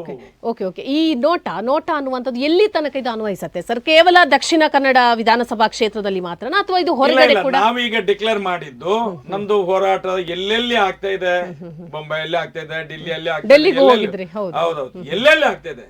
ನಾವು ಕೊಡುವಾಗ ಎಲ್ರಿಗೂ ಮಾಡಿ ಅಂತ ಹೇಳುವ ದೇಶದ. ಆದ್ರೆ ಉಡುಪಿ ಮತ್ತು ಈ 2 ಜಿಲ್ಲೆಗಳಲ್ಲಿ ನಾವು ನಮ್ಮ ಒಂದು ಇದನ್ನು ಈ ಪ್ರಥಮ ಒಂದು ಶಕ್ತಿ ಪ್ರದರ್ಶನವನ್ನು ನಾವು ಇಲ್ಲಿ ಮಾಡ್ತಾ ಇದ್ದೇವೆ. ಮತ್ತೆ ನಾವು ಇದನ್ನು ದೊಡ್ಡ ಮಟ್ಟದಲ್ಲಿ ಏನೋ ಅಂತ ಹೇಳಿ ಮಾಡ್ಲಿಕ್ಕೆ ಹೊರಟವರಲ್ಲ. ನಮ್ಗೆ ಸೌಜನ್ಯನ ಹೋರಾಟ ನಿರಂತರವಾಗಿ ನಡೀತಾ ಇರ್ಬೇಕು. ಈ ಎಲೆಕ್ಷನ್ ಟೈಮಿನಲ್ಲಿ ಸೌಜನ್ಯ ಹೆಸರಿಲ್ಲ, ಎಲ್ಲ ಹೇಳ್ತಾ ಇದ್ದದ್ದು ಆಯ್ತು, ನಮಗಿತ್ತು ಓಟ್ ಬಂತಲ್ಲ, ಇನ್ನು ಅಲ್ಲಿ ಫ್ಲೆಕ್ಸಿ ಇಲ್ಲ, ಸೌಜನ್ಯನ ಹೆಸರಿಲ್ಲ, ಇನ್ನೊಂದ್ 2 ತಿಂಗಳು ಸುಮ್ಮನೆ ನಾಯಿಯಾಗೆ ಬಿದ್ದಿರ್ತಾರೆ ಅಂತ ಹೇಳಿಕೊಳ್ಳುವ ಜನಗಳು ತುಂಬಾ ಮಾತಾಡ್ಕೊಳ್ಲಿಕ್ಕೆ ಶುರು ಮಾಡಿದ್ರು. ಆಗ ನಮ್ಗೆ ಬಹಳ ನೋವಾಗ್ತಿತ್ತು, 2 ತಿಂಗಳು ಏನ್ ಮಾಡೋದಪ್ಪ ಅಂತೇಳಿ. ಈ ನೋಟದ ಯೋಚನೆ ನಮ್ಗೆ ನೋಟದಲ್ಲಿ ಎಷ್ಟು ನಾವು ಪಡಿತೇವೆ ಅದಲ್ಲ, ಪ್ರಯತ್ನ ನಮ್ಮದು ಸ್ವಾಮಿ. ಜನರಿಗೆ ಮನವರಿಕೆ ಆಗಿದೆ ಏನು ತಾಯಂದಿರಿಗೆ ಆದಂತ ಅನ್ಯಾಯ. ಒಂದು ಮಗ, ನಾನು ಹೇಳುವಂಥದ್ದು ಬರೀ ಸೌಜನ್ಯ ಅಲ್ಲ, ಅಂತಹ ಎಷ್ಟೋ ಹೆಣ್ಣು ಮಕ್ಕಳ ಆಗಿದೆ. ಈಗ ಆಗುದಿಲ್ಲ 12 ವರ್ಷದಲ್ಲಿ. ಕೇಳ್ತಾರೆ ಏನು ನಿಮ್ಮ ಬೀದಿ ಹೋರಾಟದಿಂದ ಏನಾಯ್ತು ಅಂತ ಕೇಳ್ತಾರೆ. ನಾವು ಹೇಳುದು ನಮ್ಮ ಬೀದಿ ಹೋರಾಟದಿಂದ ಧರ್ಮಸ್ಥಳದಲ್ಲಿದ್ದ ಕೆಲಸಗಾರರಿಗೆ 5-6 ಸಾವಿರ ಸಂಬಳ ಇದ್ದದ್ದು ಇವತ್ತು 20-25 ಸಾವಿರ ಸಂಬಳ ಆಗಿದೆ ಈ 12 ವರ್ಷದಲ್ಲಿ. ಇವತ್ತು ಧರ್ಮಸ್ಥಳ ಗ್ರಾಮದಲ್ಲಿ ಅಪ್ರಾಪ್ತ ಹೆಣ್ಣು ಮಕ್ಕಳ ರೇಪ್ ಆಗುದಿಲ್ಲ, ಮರ್ಡರ್ ಆಗುದಿಲ್ಲ. ಯಾರ ಆರೋಪಿಗಳು ಅವರು ಭಯ ಬಿದ್ದಿದ್ದಾರೆ. ಆರೋಪಿಗಳು ಕೂಡ ಇವತ್ತು ರಸ್ತೆಗೆ ಇಳಿಲಿಕ್ಕೆ ಭಯ ಬೀಳ್ತಾ ಇದ್ದಾರೆ. ಒಂದು ರೀತಿಯಲ್ಲಿ ನೋಡಿ, ನಾವೆಲ್ಲ ಹಿಂದೂಗಳಾಗಿರ್ಬೋದು ಅಥವಾ ಈ ಒಂದು ತುಳುನಾಡಿನ ಜನ ಧರ್ಮಸ್ಥಳ ಅಂತ ಹೇಳಿದ್ರೆ ತುಂಬಾ ಭಯ ಭಕ್ತಿ ಇರುವಂತವ್ರು. ಅಲ್ಲಿನ ಅಣ್ಣಪ್ಪ ಮಂಜುನಾಥ ಅಂತ ಏನ್ ಕಷ್ಟ ಬಂದ್ರು ಕೇಳ್ಕೊಳ್ತೀವಿ, ಅಥವಾ ಈ ತರದ ಪ್ರಾಬ್ಲಮ್ ಆದಾಗ ಕೂಡ ಅಲ್ಲಿ ಹರಕೆ ಹೇಳ್ಕೊಳ್ತೀವಿ, ಎಲ್ಲ ಸಿದ್ಧಿ ಆಗುತ್ತೆ ಅನ್ನುವಂಥ ನಂಬಿಕೆ. ಹೌದು.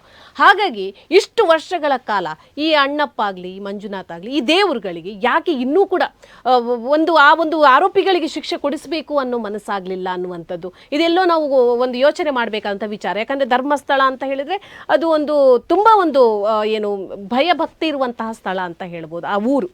ಹಾಗಾಗಿ ಅಲ್ಲಿಂದಾನೇ ಏನಾದರೂ ನ್ಯಾಯ ಸಿಗ್ಬೋದೋ ಏನೋ ಅನ್ನುವಂತಹ ಒಂದು ವಿಚಾರವನ್ನು ನಾವು ಯೋಚನೆ ಮಾಡಬೇಕು. ಇಷ್ಟೊತ್ತಿಗೆ ಸಿಗ್ಬೇಕಿತ್ತು, ಆದರೆ ಈ ರೀತಿಯಲ್ಲಿ ಸಿಗ್ತಾ ಇದೆ ಅಂತ ಅನ್ಕೊಳ್ತೀವಿ. ಯಾಕಂತ ಹೇಳಿದ್ರೆ ನೀವು ಯಾರನ್ನು ಮಲಗಲಿಕ್ಕೆ ಬಿಡ್ತಾ ಇಲ್ಲ.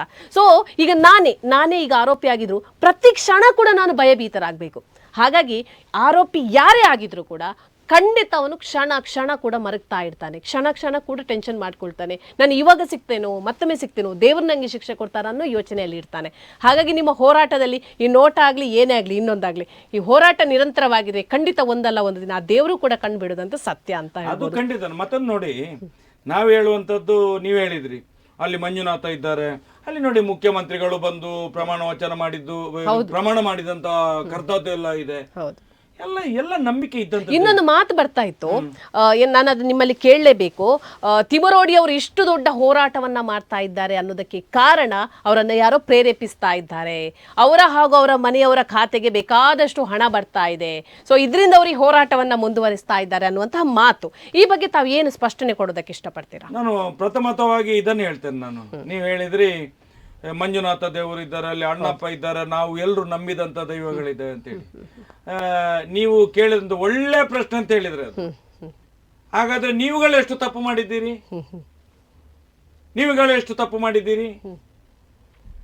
ಯಾರೋ ಅತ್ಯಾಚಾರಿಗಳನ್ನು ನಡೆದಾಡುವ ಮಂಜುನಾಥ, ಮಾತನಾಡುವ ಮಂಜುನಾಥ, ಅತ್ಯಾಚಾರಿಗಳನ್ನು ರಕ್ಷಣೆ ಮಾಡುವವರನ್ನು ನೀವು ಮಾತನಾಡುವ ಮಂಜುನಾಥ, ನಡೆದಾಡುವ ಮಂಜುನಾಥ ಅಂತ ಹೇಳಿದ್ರೆ ನಿಮ್ಗೆ ಸಹ ದೇವರು ಶಿಕ್ಷೆ ಕೊಡ್ಲೇಬೇಕಲ್ಲ. ನಿಮ್ಗೆ ಮಂಜುನಾಥ ಸ್ವಾಮಿ ಪರ್ಮಿಷನ್ ಕೊಟ್ಟಿದ್ದಾರ? ನಿಮ್ಗೆ ಮಂಜುನಾಥ ದೇವರ ಹೆಸರನ್ನು ಇನ್ನೊಬ್ಬನಿಗೆ ಅತ್ಯಾಚಾರಿಗಳಿಗೆ, ಅತ್ಯಾಚಾರಿಯನ್ನು ರಕ್ಷಣೆ ಮಾಡ್ಲಿಕ್ಕೆ ಇಡುವವರಿಗೆ ಅವರು ದೇವರು ಪರ್ಮಿಷನ್ ಕೊಟ್ಟಿದ್ದಾರೆ. ನೀವು ಅನ್ಭವಿಸಿ, ಸ್ವಲ್ಪ ನೀವು ಅನ್ಭವಿಸಿ. ಜನಗಳು ಕೂಡ ನೀವು ಮಾಡಿದ ಪಾಪಗಳಿದು, ನಿಮ್ಮ ಪಾಪ ಕರ್ಮವನ್ನು ತೊಳಿರಿ ಇದ್ರಲ್ಲಿ. ನಾನು ಹೇಳಿದ್ದಲ್ಲ, ಮಂಜುನಾಥ ಸ್ವಾಮಿ ಹೇಳಿದ್ದಲ್ಲ. ಮಾತನಾಡುವ ಮಂಜುನಾಥ ಅಂತ ಕರೀರಿ, ಹಾಗೆ ಹೆಸರಿಡಿ ಇವನಿಗೆ ಅಲ್ಲ. ಆ ಪಾಪವನ್ನು ನಾವು ತೊಳಿಬೇಕು. ಇವತ್ತು ಅದನ್ನು ನಾವು ತೊಳಿತಿದ್ದೇವೆ, ನಾವು ತೊಳಿಸ್ತಾ ಇದ್ದೇವೆ. ಅದನ್ನು ನಾವು ಮಾಡಿದ ಶತಮಾನಗಳಿಂದ ಮಾಡಿದಂತ ತಪ್ಪುಗಳಿದೆಲ್ಲ. ಈ ತಪ್ಪಿಗೆ ಕಾರಣಕರ್ತರು ನಾವು ಜನಗಳು. ಇವತ್ತು ನಾವು ಹೇಳ್ತೇವೆ ದೇವರಿಲ್ವ? ಹಾಗಾದ್ರೆ ದೇವ್ರು ಕೊಡ್ಬೇಕಿತ್ತಲ್ಲ, ಹಾಗಾದ್ರೆ ದೇವ್ರು ಕೊಡ್ಬೇಕಿದ್ದಾರೆ ಹೇಳ್ತೇರಲ್ಲ, ಎಲ್ರು ಹೇಳ್ತಾರಲ್ಲ ದೇವರಿಗೆ ಕೊಡ್ಬೇಕು, ದೇವ್ರು ಕೊಡ್ಬೇಕಲ್ಲ. ಹಾಗಾದ್ರೆ ನಾವು 12 ವರ್ಷದಿಂದ ಅತ್ಯಾಚಾರಿಗಳು ಅತ್ಯಾಚಾರಿಗಳು ಅತ್ಯಾಚಾರಿಗಳು ಮತ್ತೆ ಇನ್ನೇನು ಮಾತಾಡ್ತೇನೆ. ನಾನು ನಿಮ್ಮ ಎದುರುಗಡೆ ಮಾತಾಡೋದಿಲ್ಲ, ನಿಮ್ಮ ಎದುರುಗಡೆ ಹೇಳೋದಿಲ್ಲ. ಯಾವ ರೀತಿಯಲ್ಲಿ ಬೈಬೇಕು ಯಾವ ರೀತಿಯಲ್ಲಿ ಬೈಬೇಕು. ಒಂದು ವೇಳೆ ಮಾತನಾಡುವುದು ನಡೆದಾಡುವುದು ಎಲ್ಲ ದೇವರು ಆಗಿದ್ರೆ ನಾನಿಲ್ಲಿ ಇವತ್ತು ನಿಮ್ಮ ಎದುರುಗಡೆ ಕೂತ್ಕೊಂಡು ಮಾತಾಡ್ಲಿಕ್ಕೆ ಆಗ್ತದ? ಇದು ನಡೆದಾಡುವುದಲ್ಲ, ಇನ್ನು ಪರದಾಡುವುದು. ಅಂತ ಪಾಪಿಗಳಿರುವುದಲ್ಲಿ ಅದನ್ನು ಹೇಳುವಂಥದ್ದು. ನಾನು ಹೇಳುವಂಥದ್ದು ಮುಂದಿನ ದಿನಗಳಲ್ಲಿ ನಮ್ದು ಕ್ರಾಂತಿ ಯಾವ ರೀತಿ ಆಗ್ತದಂತ ಗೊತ್ತಾಗುದಿಲ್ಲ. ಅಣ್ಣಪ್ಪ ಮಂಜುನಾಥ ಸ್ವಾಮಿಯ ಶಕ್ತಿ ಉಂಟಲ್ಲ, ನಮ್ಮ ಮನೆಯವರನ್ನು ಆ ರೀತಿ ತೇಜೋವಧೆ ಮಾಡ್ತಾರೆ. ನಮ್ಮ ಮನೆಯ ಹೆಣ್ಣು ಮಕ್ಕಳನ್ನು ವೈಶ್ಯವಟಿಗೆ ದಂಧೆ ಮಾಡ್ತಾರೆ ಅಂತ ಹೇಳಿ ಫೋಟೋ ಹಾಕ್ತಾರೆ. ನಮ್ಮ ಕಲಿಯುವಂತ ಮಗಳನ್ನು ವೈಶ್ಯವಟಿಗೆ ಯಾರು ಆರೋಪಿ ನಿರಪರಾಧಿ ಸಂತೋಷ್ ರಾವ್ನ ಜೊತೆಯಲ್ಲಿ ಸಾಹಸ ಇದೆ ಅವಳಿಗೆ ಅಂತ ಹೇಳಿ ನನ್ನ ಮಗಳ ಬಗ್ಗೆ ಬರೀತಾರೆ. ಮಟ್ಟಣ್ಣವರ 9 ಕ್ಲಾಸಿನ 6ನೇ ಕ್ಲಾಸಿನ ಮಗುವಿಗೆ ಬರೀತಾರೆ. ನಮ್ಮ ಹೋರಾಟಗಾರ್ತಿಯರಿಗೆ ಕಾಮಾಟಿಪುರದ ಕಾಮಾಕ್ಷಿಗಳು ಅಂತ ಬರೀತಾರೆ. ನಾವು ಇದಕ್ಕೆಲ್ಲ ಉತ್ತರ ಕೊಡದೆ ನಾವು ವಿರಾಮ ಮಾಡ್ಲಿಕ್ಕೆ ಆಗ್ತದ? ಈ ದೇಶದ ಕಾನೂನು ಕೊಡ್ತದ, ರಾಜಕೀಯ ಕೊಡ್ತದ, ಈ ನೋಟ ಕೊಡ್ತದ ಗೊತ್ತಿಲ್ಲ ನಮ್ಗೆ. ಪ್ರಯತ್ನ ನಮ್ಮದು ಅಂತಿಮ ಘಟ್ಟದವರೆಗೆ ಶಾಂತ ರೀತಿಯಾಗಿ ನಾವು ಪ್ರಯತ್ನವನ್ನು ಮಾಡ್ತೇವೆ. ಹಾಗಾದ್ರೆ ಯಾವುದೇ ರೀತಿಯ ಹಣ ಬಲದಿಂದ ತಾವು ಈ ಕೆಲಸ ಮಾಡ್ತಾ ಇಲ್ಲ, ಪ್ರಾಮಾಣಿಕವಾಗಿ. ಹಣ ಬಲ ಇರ್ತಿದ್ರೆ ಆರೋಪಿಗಳು ಇಷ್ಟ ತನಕ ಅವರ ಮೂಳೆ ಕೂಡ ಮಣ್ಣಾಗಿ ಹೋಗ್ತಿತ್ತು. ನಮ್ಮ ಹತ್ರ ಒಂದು ಅದೇ ಇಲ್ಲದೀಗ. ನಮ್ಮ ಹತ್ರ ಜನಬಲ ಇದೆ, ಸತ್ಯದ ಶಕ್ತಿ ಇದೆ ನಮ್ಮ ಹತ್ರ, ಧರ್ಮದ ಹಾಮ್ ಇದೆ ನಮ್ಮ ಹತ್ರ, ಧರ್ಮದ ಹಾಮ್ ಇದೆ ನಮ್ಮ ಹತ್ರ. ಅದು ಹಿಂದೂಗಳ ಕ್ಷೇತ್ರ. ನಾವು ಇವತ್ತು ಹೋರಾಟ ಮಾಡೋದು ಬರೇ ಸುಮ್ಮನೆ ಅಲ್ಲ. ಅತ್ಯಾಚಾರಗಳು ಮಾಡಿದ್ದಕ್ಕೆ ಶಾಸ್ತಿ ಆಗ್ಬೇಕು. ಮುಂದಕ್ಕೆ ಯಾವನೋ ಒಬ್ಬ ಅತ್ಯಾಚಾರಿ ಯೋಚನೆ, ಒಂದು ತಾಯಿ ಅತ್ಯಾಚಾರ ಮಾಡ್ತಾರಂತೆ ಯೋಚನೆ ಮಾಡಿದ್ರೆ ಅವನ ತಲೆಗೆ ಹೋಗ್ಬೇಕು. ಫಸ್ಟಿಗೆ ಧರ್ಮಸ್ಥಳ ಅಂತವ್ರನ್ನೇ ಬಿಡ್ಲಿಲ್ಲ, ಬೇಡ ಅತ್ಯಾಚಾರ ಬೇಡ ಅನ್ನುವಂತ ಶಿಕ್ಷೆ ಆಗ್ಬೇಕು ಪಾಪಿಗಳಿಗೆ. ಮತ್ತೊಂದು ಹಿಂದೂ ದೇವಸ್ಥಾನ, ಹಿಂದೂಗಳ ಕೈಯಲ್ಲೇ ಅದು ನಡಿಬೇಕದು. ಏನು 10 ರಿಂದ 15 ಸಾವಿರ ಕೋಟಿ ಬಡ್ಡಿಗೆ ಬಿಟ್ಟಿದ್ದಾರ, ಅದು ಬಡ್ಡಿ ಮತ್ತು ಅಸಲು ಎರಡು ಇರಬಾರ್ದು. ಅದು ಎರಡು ಇರಬಾರ್ದು, ಅದು ನಿಲ್ಬೇಕು. ನಾವು ಏನು ಇವತ್ತು ಹೋರಾಟಕ್ಕೆ ಇಳಿದಿದ್ದೆ, ನಾವು ಫಸ್ಟಿಗೆ ಇಳಿದದ್ದೇ ಒಂದು ಮಗುವಿನ ಇದಕ್ಕೆ. ಇವರು ಯಾರ ಮನೆಯ ಮಕ್ಕಳನ್ನು, ಮಗುವನ್ನು, ಹೆಂಡತಿಯನ್ನು, ತಾಯಿಯಂದಿರನ್ನು ಈ ಮಟ್ಟಕ್ಕೆ ಇಳಿತಾರಂತ ಹೇಳಿದ್ರೆ ಮುಂದಿನ ದಿನಗಳಲ್ಲಿ ನಾವು ಬದುಕಿ ಇದ್ದ ಎಷ್ಟು ದಿನಗಳುಂಟ ಅಲ್ಲಿ ತನಕ ಅವರು ನರಳಟವನ್ನೇ ನೋಡುವುದು. ನಾವು ಅಲ್ಲಿ ತನಕ ಬಿಡೋದೇ ಇಲ್ಲ, ನಾವು ಬಿಡುದಿಲ್ಲ. ಪ್ರತಿಜ್ಞೆ ನಮ್ದದು, ಪ್ರತಿಜ್ಞೆ. ಮಹೇಶ್ ಶೆಟ್ರೆ, ಕೊನೆಯದಾಗಿ ನೋಟದ ಬಗ್ಗೆ ಹಾಗೆ ಒಂದು ನಿಮ್ಮ ಮಾತುಗಳ ಮೂಲಕ ಹೇಳುವುದಾದ್ರೆ ಏನ್ ಹೇಳ್ಬೋದು? ನಾನು ಹೇಳುವಂಥದ್ದು, ಭಾರತ ದೇಶ ಸ್ವಾತಂತ್ರ್ಯ ಬಂದು 76 ವರ್ಷ ಆಯ್ತು. ಇವತ್ತು ಸ್ವಾತಂತ್ರ್ಯ ಇದೆಯಾ ಅನ್ನುವಂಥ ಭ್ರಮೆ ಎಲ್ಲರ ಹತ್ರನೂ ಇದೆ. ಏನು ಲಕ್ಷ ಸ್ವಾತಂತ್ರ್ಯ ಯೋಧರ ಬಲಿದಾನ ಆಯ್ತಾ, ಆ ಬಲಿದಾನದ ನೋವು ನಮಗೆ ಯಾರಿಗೆ ಗೊತ್ತಿಲ್ಲ ಅನ್ನುವಂಥದ್ದನ್ನು ಪ್ರಥಮತವಾಗಿ ಹೇಳ್ತೇನೆ ನಾನು ಇವತ್ತು ಇಡೀ ಈ ದೇಶದ, ಈ ರಾಜ್ಯದ, ಈ ಜಿಲ್ಲೆಯ, ಈ ತಾಲೂಕುಗಳ ಜನರಲ್ಲಿ ಮನವಿ ಮಾಡುವಂಥದ್ದು ನಮ್ಮ ದೇಶಕ್ಕೆ ಒಂದು ಭಾರತ ಮಾತೆ ಅನ್ನುವಂಥ ಹೆಸರನ್ನು ಕೊಟ್ಟಿದ್ದೇವೆ. ತಾಯಿಯನ್ನು ಪೂಜಿಸುವಂಥ ಜನಗಳು ನಾವು. ತಾಯಿಯನ್ನು ಧರ್ಮ ಅಂತ ಕಾಣ್ತೇವೆ, ತಾಯಿಯನ್ನು ಪ್ರಕೃತಿ ಅಂತ ಕಾಣ್ತೇವೆ, ತಾಯಿಯನ್ನು ಎಲ್ಲಾ ರೀತಿಯಲ್ಲಿ ಕಾಣುವಂತ ಒಂದು ಇದಿರುವಂತ ದೇಶ ಭಾರತ ದೇಶ. ಇಲ್ಲಿ ಪ್ರಥಮತವಾಗಿ ತಾಯಿಯಂದಿರನ್ನೇ ಇವತ್ತು ಒಂದು ನೀಚ ಮಟ್ಟದಲ್ಲಿ ನೋಡುವಂತ ವ್ಯಕ್ತಿಗಳಿದ್ದಾರಂತ ಹೇಳಿದ್ರೆ ಅದನ್ನು ಒಡೆದು ನಿಲ್ಲಿಸುವ ತನಕ ನಮ್ದು ಈ ಪ್ರತಿಭಟನೆಗಳು ನಿಲ್ಲುವುದೇ ಇಲ್ಲ. ಇದು ನಮ್ಮ ಸನಾತನ ಹಿಂದೂ ಧರ್ಮದ ಪ್ರತಿಪಾದನೆ. ಮತ್ತೆ ಓಟಿನ ಬೇಟೆಗಾಗಿ, ನೋಟಿನ ಬೇಟೆಗಾಗಿ ಹಿಂದುತ್ವ ಅಲ್ಲ ನಮ್ದು. ನನ್ನ ಅಪ್ಪ ಹಿಂದೂ, ನನ್ನ ತಾಯಿ ಹಿಂದೂ. ಧರ್ಮಸ್ಥಳದವರ ಹಾಗೆ ಬ್ರಿಟಿಷರಿಗೆ ಹುಟ್ಟಿದ್ದಲ್ಲ, ಬ್ರಿಟಿಷರಿಗೆ ಹುಟ್ಟಿದ್ದಲ್ಲ. ನಾವು ಹಿಂದೂಗಳು ಸ್ವಾಮಿ, ನಾವು ಹಿಂದೂಗಳು. ನಮಗೆ ಹಿಂದುತ್ವದ ಪಾಠ ಯಾರಿಂದಲೂ ಬೇಡ. ನಾನು ಇವತ್ತು ಕೂಡ ಎಲ್ಲ ರಾಜಕೀಯ ಪಕ್ಷದ ವ್ಯಕ್ತಿಗಳಿಗೆ ಹೇಳುವುದು, ನಿಮ್ಮಿಂದಾಗಿ ಈ ದೇಶವನ್ನು ಹಾಳು ಮಾಡಬೇಡಿ. ದಯವಿಟ್ಟು ಇವತ್ತಾದ್ರೂ ಹೊರಗಡೆ ಬನ್ನಿ. 76 ವರ್ಷದ ಆಡಳಿತದ ಅವಧಿಯಲ್ಲಿ ಅತ್ಯಾಚಾರಿಗಳನ್ನು ಏನು ನೀವು ಪೋಷಣೆ ಮಾಡಿದ್ದೀರಾ, ಪಾಲನೆ ಮಾಡಿದ್ದೀರಾ, ಇವತ್ತಾದ್ರೂ ಇನ್ನು ಮುಂದೆ ಆದ್ರೂ ನೀವು ಇದನ್ನು ನಿಲ್ಲಿಸಬೇಕು. ಇಲ್ಲ ಅಂತ ಹೇಳಿದ್ರೆ ನಿಮ್ಮ ಮನೆಯ ಮಕ್ಕಳಿಗೂ ಇದೇ ಅಧೋಗತಿ ಬಂದೋದಾಗ್ತದೆ. ಈ ಎಚ್ಚರಿಕೆ ಇರಲಿ ನಿಮ್ಗೆ. ಯಾಕಂತ ಹೇಳಿದ್ರೆ ಅಲ್ಲಿ ಇರುವಂತ ಶಕ್ತಿ ಸನಾತನ ಹಿಂದೂ ಧರ್ಮದ ಒಂದು ಶಕ್ತಿಯ ಕೇಂದ್ರ, ಸತ್ಯದ ಕೇಂದ್ರ, ಅದು ನ್ಯಾಯದ ಕೇಂದ್ರ, ಅದು ಧರ್ಮದ ಕೇಂದ್ರ. ಅದು ಅದನ್ನು ಹಾಳು ಮಾಡಬೇಡಿ. ನಿಮ್ಮ ಮನೆಗಳಿಗೆ ಶಾಪ ಬರ್ತದೆ. ಇದನ್ನು ಹೇಳುವಂತದ್ದು. ನಿಮ್ಮ ಸ್ವಾರ್ಥಕ್ಕೋಸ್ಕರ ಇದನ್ನು ಬಲಿ ಕೊಡಬೇಡಿ. ನಮ್ಮನ್ನು ತೇಜೋವಧೆ ಮಾಡಲಿಕ್ಕೆ ಬಿಡಬೇಡಿ ದಯವಿಟ್ಟು. ನಮ್ಮ ಹಳಲಿ ಇದು, ನೋವು ಇದು. ಬೇಕಾದ್ರೆ ನಿಮ್ಮ ಕೈಕಾಲು ಹಿಡಿದು ಬೇಡಿಕೊಳ್ತೇವೆ. ಇಂಥದ್ದಕ್ಕೆ ನೀವು ಖಂಡಿತವಾಗಿಯೂ ಇನ್ನು ಮುಂದಾದ್ರು, ಇವತ್ತಿನಿಂದಾದ್ರು ಇಂಥ ಒಂದು ಅತ್ಯಾಚಾರಿಗಳಿಗೆ ಸಹಕಾರ ಕೊಡ್ಲಿಕ್ಕೆ ಹೋಗ್ಬೇಡಿ, ರಕ್ಷಣೆ ಮಾಡ್ಲಿಕ್ಕೆ ಹೋಗ್ಬೇಡಿ. ನೀವು ಯಾಕಂತ ಹೇಳಿದ್ರೆ ಎಷ್ಟೋ ವರ್ಷಗಳಿಂದ ಅವರ ಕೈಯಿಂದ ಏನು ಹಿಂದೂ ಧರ್ಮದ ದೇವಸ್ಥಾನಕ್ಕೆ ಬಿದ್ದಿನ 1000 ಗಟ್ಟಲೆ ಕೋಟಿಯನ್ನು ರಾಜ್ಯಕ್ಕೆ ಅವರಿಗೆ ಇವರಿಗೆ ಕೊಟ್ಟು ನುಂಗಿ ತೇಗಾಡಿದ್ದೀರಿ ನೀವು. ಶಾಪ ಅದು ನಿಮ್ಗೆ. ಇನ್ನು ಮುಂದಕ್ಕೆ ಅದನ್ನು ಮಾಡ್ಲಿಕ್ಕೆ ಹೋಗ್ಬೇಡಿ. ಇಷ್ಟು ಕೇಳಿದ ಮೇಲೆ ಸಹ ಮಾಡ್ಲಿಕ್ಕೆ ಹೋಗ್ಬೇಡಿ. ಇದು ನಮ್ಮ ನೋವಿರುವಂತದ್ದು. ಅದಕ್ಕೋಸ್ಕರ ನಾವು ಈ ಸಲದ ಒಂದು ಚುನಾವಣೆಯಲ್ಲಿ ನೋಟಕ್ಕೆ ನಿಮ್ಮ ಮತದಾನವನ್ನು ಮಾಡಿ ಒಂದು ಒಳ್ಳೆಯ ಈ ದೇಶದ ಸಂವಿಧಾನ ನೋಡ್ಲಿ, ದಕ್ಷಿಣ ಕನ್ನಡ ಜಿಲ್ಲೆಯಿಂದಲೇ ನೋಡ್ಲಿ ಬೇಕಾದ್ರೆ. ಯಾಕಂತ ಹೇಳಿದ್ರೆ ನಮ್ಮ ಹಿಂದೂ ಧರ್ಮದ ಪ್ರಕಾರ ಎಷ್ಟೋ ಸಾಧಕರು ಎಲ್ಲೆಲ್ಲಿ ಸಾಧಕರಾಗಿ ಏನೇನು ಮಾಡಿದ್ರು ಕೂಡ ದಕ್ಷಿಣ ಕನ್ನಡ ಜಿಲ್ಲೆಗೆ ಬಂದು ಕಾಲಿಟ್ಟು ಹೋದ್ರೆ ಮಾತ್ರ ಅವ ಸಾಧಕ ಅನ್ನುವಂಥದ್ದು ಆಗುವಂಥದ್ದು. ದಕ್ಷಿಣ ಕನ್ನಡ ಜಿಲ್ಲೆಗೆ ಬಂದು ಕಾಲಿಟ್ಟು ಸಾಧನೆ ಮಾಡಿ ಹೋದ್ರೆ ಮಾತ್ರ ಸಾಧಕ ಅನ್ನುವಂಥದ್ದು ಆಗುವುದು. ಇಂಥ ಪವಿತ್ರ ದಕ್ಷಿಣ ಕನ್ನಡ ಜಿಲ್ಲೆ, ಉಡುಪಿ ಜಿಲ್ಲೆಯನ್ನು ನಿಮ್ಮ ಸ್ವಾರ್ಥಕ್ಕೆ, ನಿಮ್ಮ ಓಟಿನ ಬೇಟೆಗೆ ಹಾಳು ಮಾಡಬೇಡಿ. ಇಂಥ ಪಾಪಿಗಳನ್ನು ರಕ್ಷಣೆ ಮಾಡಬೇಡಿ. ಇದು ನಮ್ಮ ನೋವಿರುವಂಥದ್ದು. ಅದಕ್ಕೋಸ್ಕರ ನೋಟಕ್ಕೆ ಓಟು. ನಮ್ಗೆ ಯಾವನು ಕಾಂಗ್ರೆಸ್ ಆಗ್ಲಿ, ಬಿಜೆಪಿ ಆಗ್ಲಿ, ಯಾರು ಇರ್ಲಿ, ನಮ್ಗೆ ಯಾರ ಮೇಲೆ ನೋವಿಲ್ಲ. ಆದ್ರೆ ನಮ್ಮನ್ನು ತೇಜೋವಧೆ ಮಾಡ್ಲಿಕ್ಕೆ ಹೊರಟ್ರೆ, ಈಗ ಹೊಸ ಈ ಕೇಸರಿ ಅಂದ್ರೆ ಏನಂತ ಗೊತ್ತಿಲ್ಲ, ಕೆಂಪು ಕುಂಟು ಅಂತ ಹೇಳ್ತಾರೆ. ಇದಕ್ಕೆ ಕೇಸರಿ ಅಂತ ಹೇಳಿದ್ರೆ ಗೊತ್ತಿಲ್ಲ, ಆದ್ರೆ ವಾಟ್ಸಪ್ ಅಲ್ಲಿ, ಫೇಸ್ಬುಕ್ ಅಲ್ಲಿ ಬರಿತವೆ.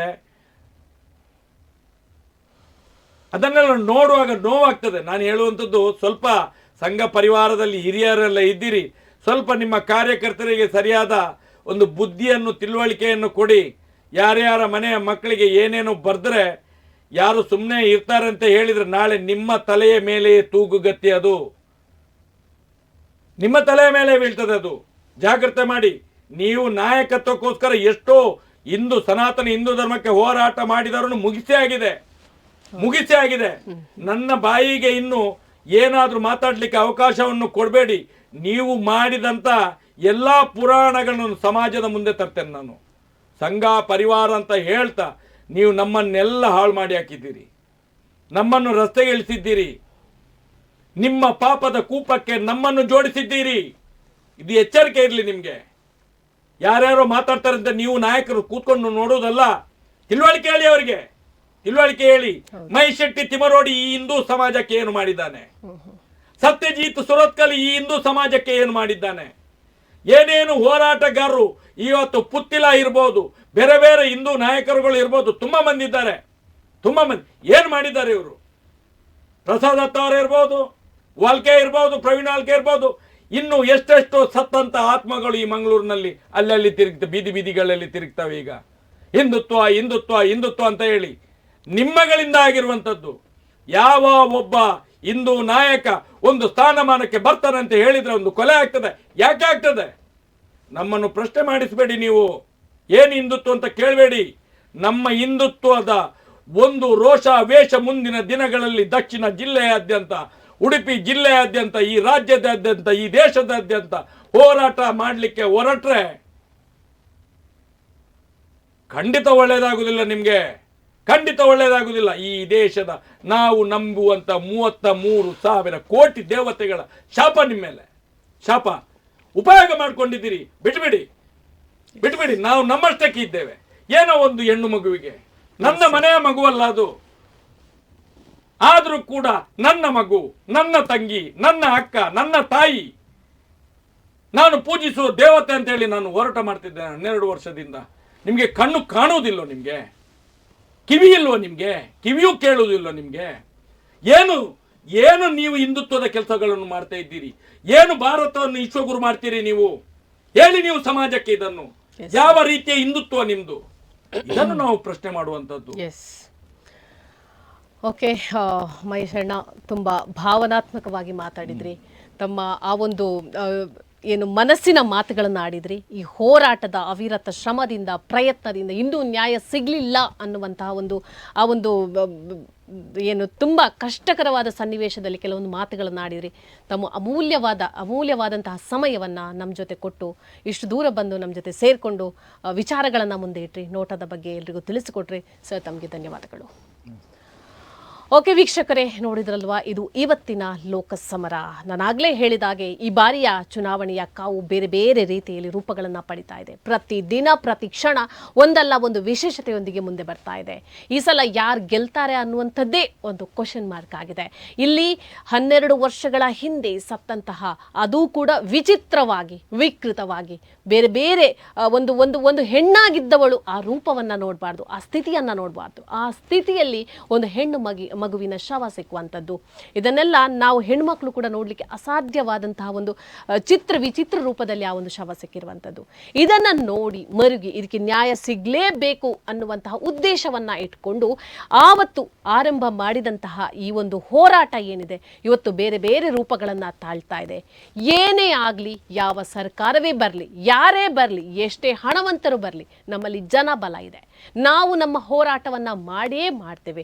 ಮಾಡು ಇಲ್ಲವೇ ಮಡಿ ಅನ್ನುವಂತಹ ವಿಚಾರವನ್ನ ಮುಂದಿಟ್ಟಂತಹ ಈ ನೋಟಾದ ಮೂಲಕ ಆಡಳಿತ ವ್ಯವಸ್ಥೆಯನ್ನ ಸರಿ ಮಾಡಬೇಕು.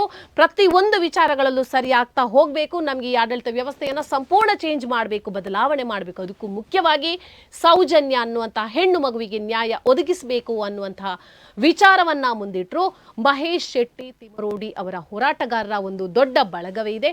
ಈ ಬಳಗ ಮುಂದಿನ ದಿವಸದಲ್ಲಿ ಎಲ್ಲದಕ್ಕೂ ನಾವು ರೆಡಿ ಇದ್ದೇವೆ. ನಮಗೆ ಇಂತಹ ಈ ಒಂದು ಪ್ರಕರಣಕ್ಕೆ, ಈ ಒಂದು ಸೌಜನ್ಯ ಏನಿದೆ ಅವಳಿಗೆ ನ್ಯಾಯ ಸಿಗಬೇಕು. ಹಾಗೆ ಮುಂದಿನ ದಿವಸಗಳಲ್ಲಿ ಇಂತಹ ರೀತಿಯಲ್ಲಿ ಯಾವುದೇ ರೀತಿಯ ಹೆಣ್ಣು ಮಗುವಿನ ಹತ್ಯೆ ಆಗಬಾರ್ದು ಅನ್ನುವಂತಹ ಉದ್ದೇಶವನ್ನ ಇಟ್ಕೊಂಡು ಈ ರೀತಿಯ ಒಂದು ನಿರ್ಧಾರಕ್ಕೆ ಬಂದಿರುವಂಥದ್ದು. ಏನೇ ಆಗಲಿ, ಈ ಬಾರಿಯ ಒಂದು ಲೋಕಸಭಾ ಚುನಾವಣೆ ಯಾವ ರೀತಿಯ ತಿರುವನ್ನ ಪಡೆಯುತ್ತೆ ಅನ್ನೋದನ್ನ ನಾವು ನೋಡೋಣ. ನೋಡ್ತಾ ಇರಿ ಅಭಿಮತ ಟಿವಿ. ಇದು ಜನಮನದ ನಾಡಿಮಿಡಿತ. ಧನ್ಯವಾದಗಳು.